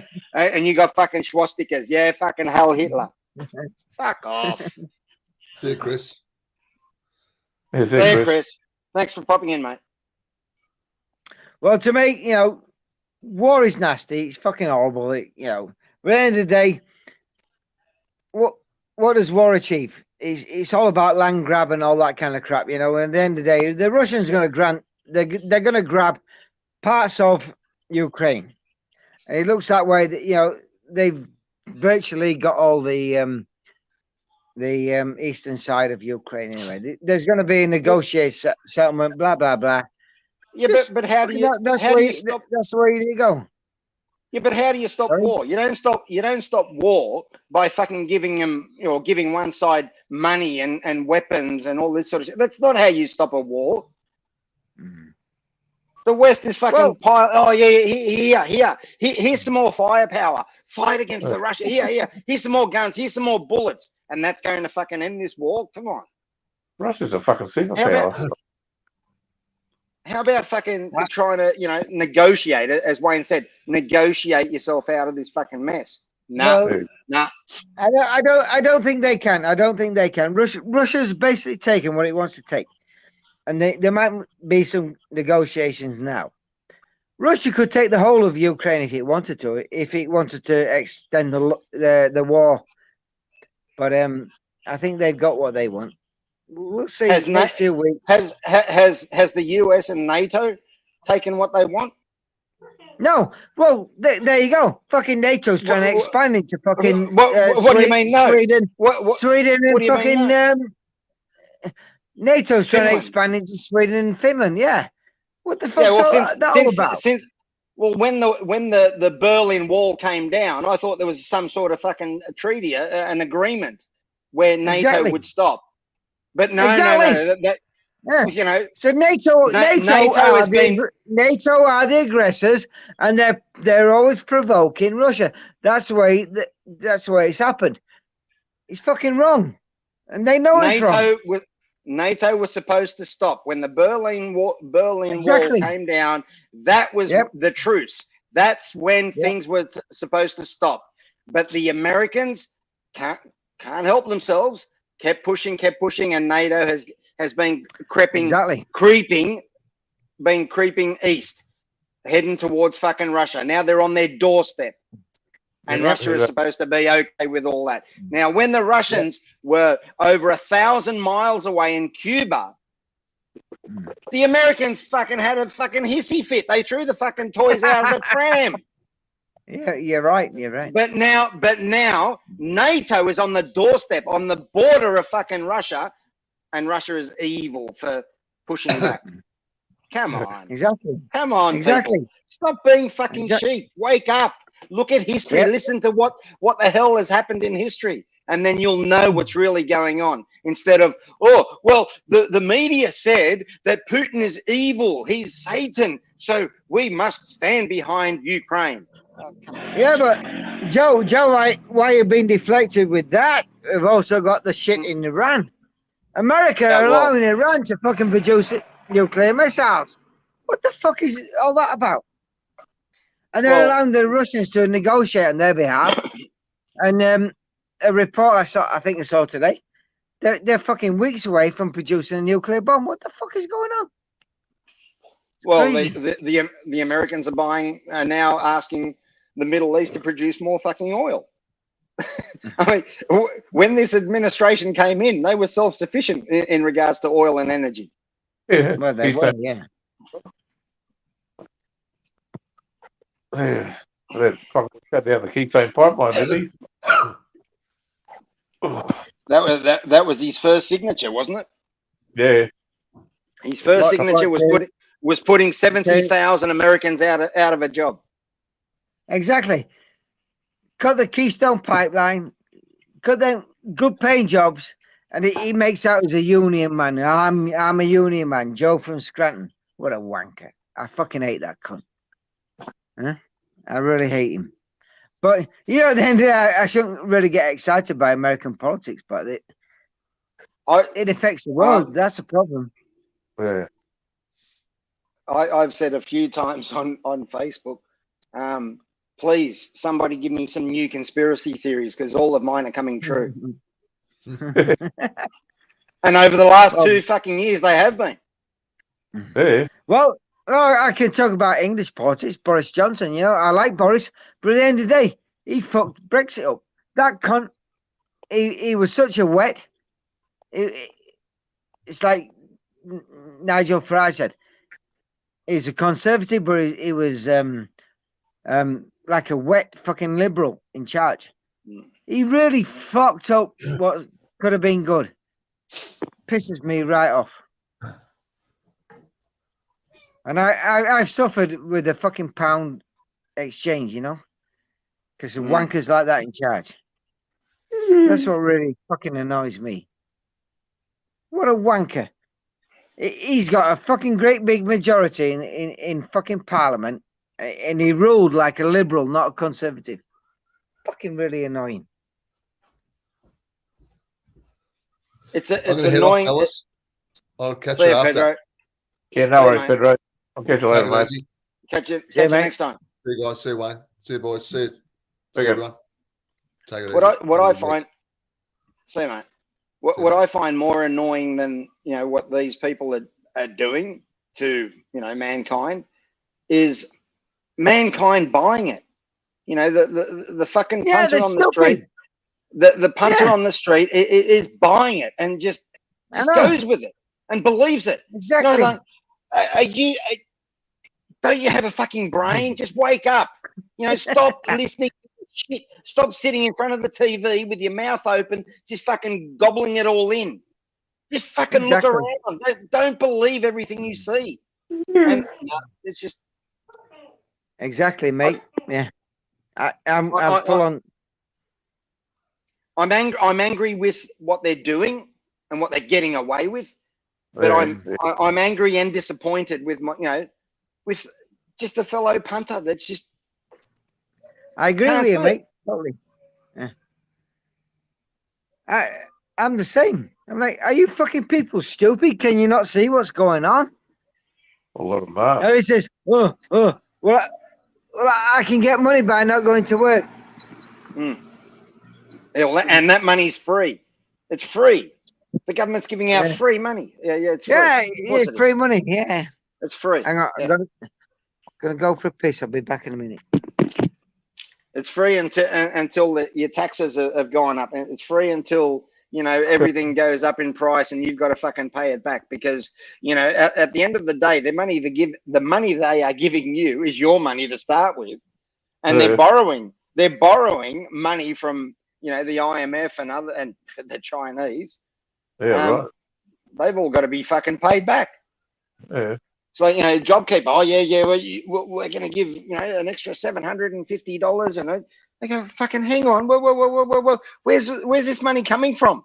Yeah, you know, the fucking economy is shutting down. The economy's on, you know, hitting its ass, and you're throwing money out. Like, where's this money coming from? It's got to be paid back, and it's got to be paid back with interest too. Yeah, it's not free.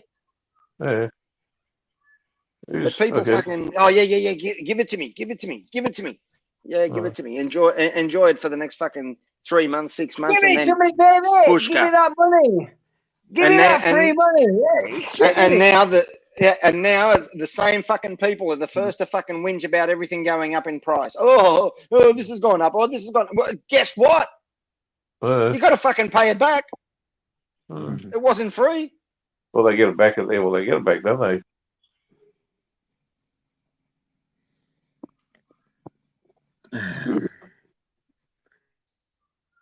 Anyway, that's 2022. Can't beat free money. Free money that needs to be paid back. I'm not happy about having free money if I have to pay it back. Panama Papers. You see that video? That fucking poor old bloke got attacked in New York. You know, he's in what they call a fucking little shop. Some fucking black bloke went in there, fucking pushed him around, and they fucking stabbed him in the neck and his heart. No, I didn't see that video. No, I didn't see that one. They tried to do the fucker, the bloke that has been attacked. They tried to second degree murder. They initially gave him like $150,000 bond bail, and then the public there's a public outcry. Yeah, you can see it on the video. The fucking black goat fucking went in there, fucking tried beating him up. This fucker stabbed him in the neck and his fucking heart and all that kind of crap. I didn't see that one. I'm like, you not seen it? Yeah, it's fucking good, man. It wouldn't surprise me. The public went behind the guy. You know, he went down from a $250,000 or $150,000 bail to 50. It's still too much anyway. $50,000 bail. How do you find $50,000? The poor fucker's only he's an Hispanic fucking ex-immigrant. Well, just fucking, working in the shop, probably on minimum wage and all that kind of crap. He got attacked by some fucking black dude and ended up stabbing him in the neck and his fucking chest. Yeah. Yeah, they put one there the other day. They fucking filled him full of fucking holes. Pulled him up in the fucking tram. He was in a bloody, it was in the traffic, wasn't it? He jumped out and fucking tried to shoot the coppers and fucking all emptied their mags in him. I think they got him 60 times or something. But at the end of the day, I don't get all these mass shootings. I think a lot of it is fucking staged. Like that fucking thing in Texas. Yeah. For 45 minutes for the police to respond. Yeah, Right. I think a lot of that is staged and shit like that, But you can't get the videos like you used to be able to on YouTube, because it's all fucking blocked. But I think that was staged. And like Sandy Hook was staged, definitely. Well, in the Texas situation, the police commissioner or the police chief, he only got his job a week or a couple of weeks before that happened. I don't know because I can't find the videos. You used to be able to find them before, like Sandy Hook. There'd be loads of videos out there. But fucking YouTube, they're smart now. They block all that shit. But to me, it just seems like a load of bullshit. It's like it's typically shit. It didn't happen. It was crap. Well, that one in Texas in particular, I mean, how does an 18-year-old, supposedly not very bright, get hold of over $10,000 worth of ammunition and weapons? Exactly. Where did the money come from? That's the first basic question.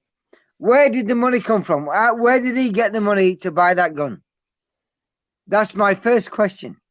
But I can't get beyond that. I mean, his own family said if they knew he was in possession of a gun, they would have called the police. So his own family knew what sort of person he was.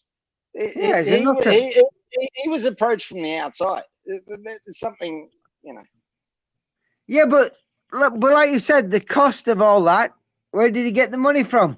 He wasn't even in work. How could he afford to buy that? There's something wrong there. It's bullshit.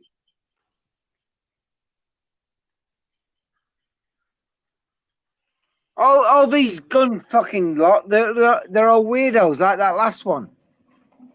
There's something wrong. It's not right. There's no way them fucking people can get access to these arms. It's bullshit. There's somebody behind them that's paying them. You know, whether it's fucking all that weird shit that used, what do they call it?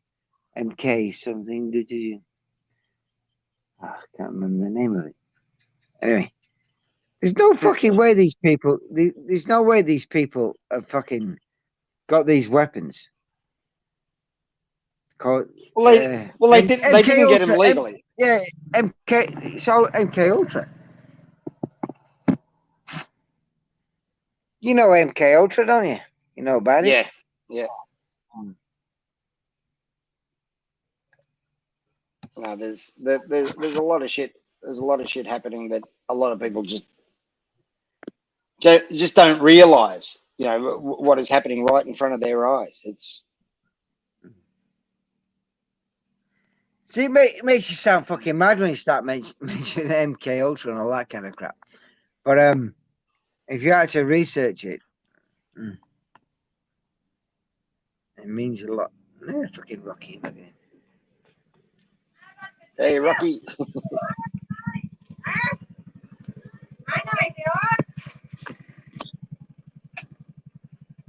Rocky and Sherry had puppies. I'll bring all that out in some videos coming up. Oh, and, cool. Yeah, fucking. I kept two. I kept a boy and a girl. Fucking hell, I'll tell you, the boy I've kept, he's mental. He's really aggressive. I mean, you know what they're like. Anyway, it's funny. We'll see. Yeah, Alex Jones got taken to court over saying Sandy Hook was a hoax. Yeah, look, there's a lot. Alex Jones is not a he's not a fucking philosopher. He's put out some crazy shit before, and it's a bit like David Icke. David Icke, again, these guys speak some truth. Not everything they say is believable, but there is a lot of shit that they say that usually when it first comes out, you look at them and you think, oh, these cunts are fucking wackos. They're mad. But guess what? 6 months, 12 months, 6 years down the track, oh, they were right. No, Alex Jones wasn't wrong on that, and now there's David Icke. No. I'm saying some things that they say, and they're crazy because that shit hasn't happened yet, because that shit hasn't come true yet. But a lot of stuff that they've said and they've predicted has happened, has in fact happened. That's true. I mean, at the moment, the David Icke is pushing shit uphill, trying to get that notion of 5G being a killer. Yeah, I haven't watched him for a long time, but I think that's a lot of bullshit. 5G. Yeah, but a lot of what he says, definitely, you can see it all playing out. Well, I don't know. I've not really followed him because he got kicked off YouTube, Yeah. So I've not followed him since he got kicked off YouTube. But I do like David Icke. I quite like him. But I've not followed him since he got kicked off YouTube. Have you checked out Rumble? No. Yeah, Rumble. Try Rumble. Rumble.com. I mean, I tell you, right. I've really not watched a lot of Thai genre shit lately, but AJ messaged me the other day and I said, oh, okay, I'll watch this. I had to have a laugh today. I watched that fucking useless spastic cunt going to fucking Thailand. What a load of crap. Which one are we talking about? Hot Wheels. Eh? Hot Wheels. Hot Wheels. Yeah, Hot Wheels. Oh, okay. So he's back in Thailand, is he? Yeah, well, he's been back. He's been in Thailand, and gone back. Right. But, you know, he started putting some videos out. What you got like a 50-minute fucking video of him sat in his fucking chair and basically doing nothing. Fucking shite, complete shite, absolute garbage, shite. Well, he's a legend, Darsky, he'll tell you. Fucking crap. Yeah, I tried to find something that was worth watching in the old video. You know, you flick through, blah blah blah. Nothing. The bloke can't fucking edit. It's crap. It's fucking garbage. And you know, I'm not picking on him because he's fucking crippled. You know, if he was a cripple that was fucking doing good, I'd be behind him. But no, he's useless. It's crap. Absolute garbage. Anyway, but and you know, I don't know what the fuck can I say. You haven't heard his name for a long time.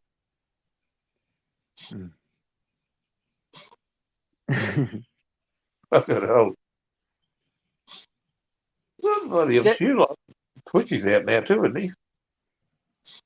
Somebody said he's out. Twitch, is Greg still live? Is Greg still relevant? I don't know. I don't know anything about it. Hang on. We'll wrap this up live and we'll carry it on in the background if you guys don't mind. Yeah. Okay. Thanks everyone for popping on. Bilko, sorry to do this. It's all good, and anyone else that's involved in the chat and the conversation. But I think we're better off just taking this offline, and we'll see you guys next time. Thanks again for the support. Yeah, no worries. Okay, see you later, folks. See you, Jim. See you, Bilko. Ray, Wayne, you guys just hang on. Yeah, no worries. I'll be. All right. See you guys. Okay.